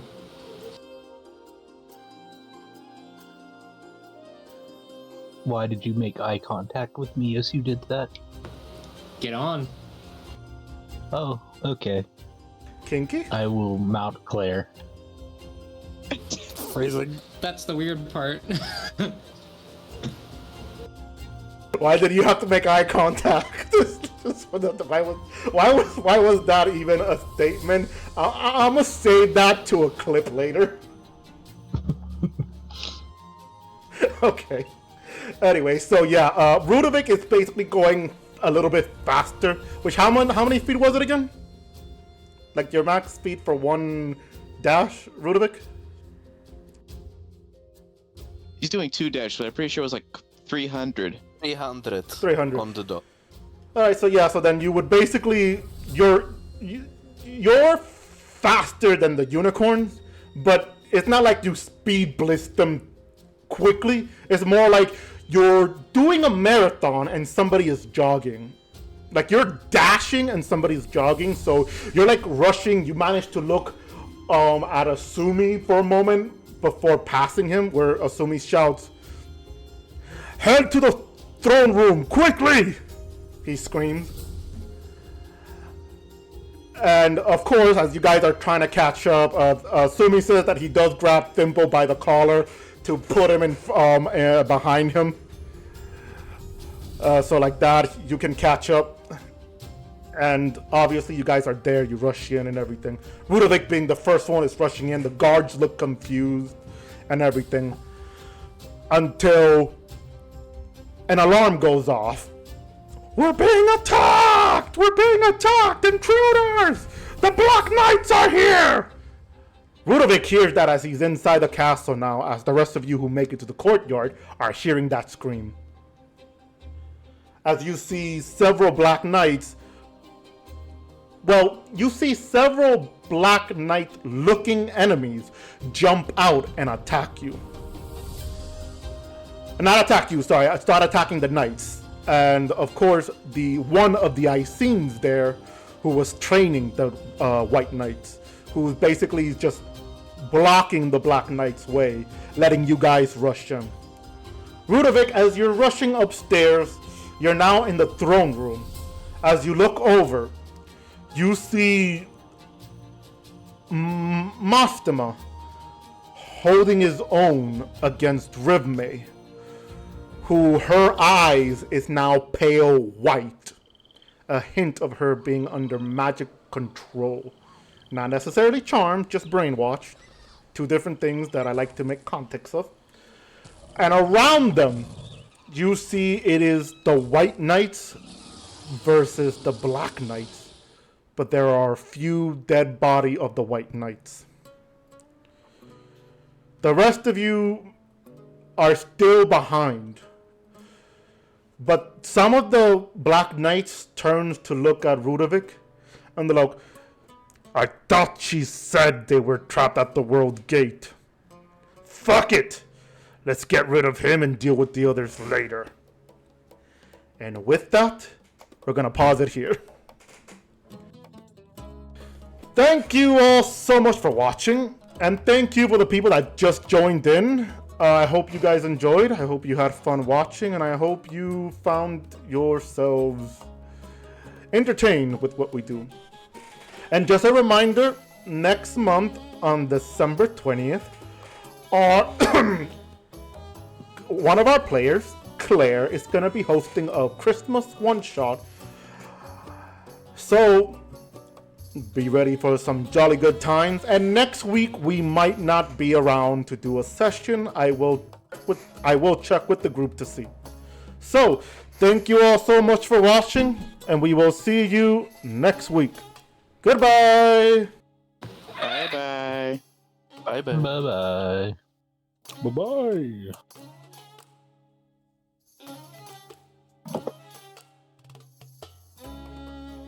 Oh, we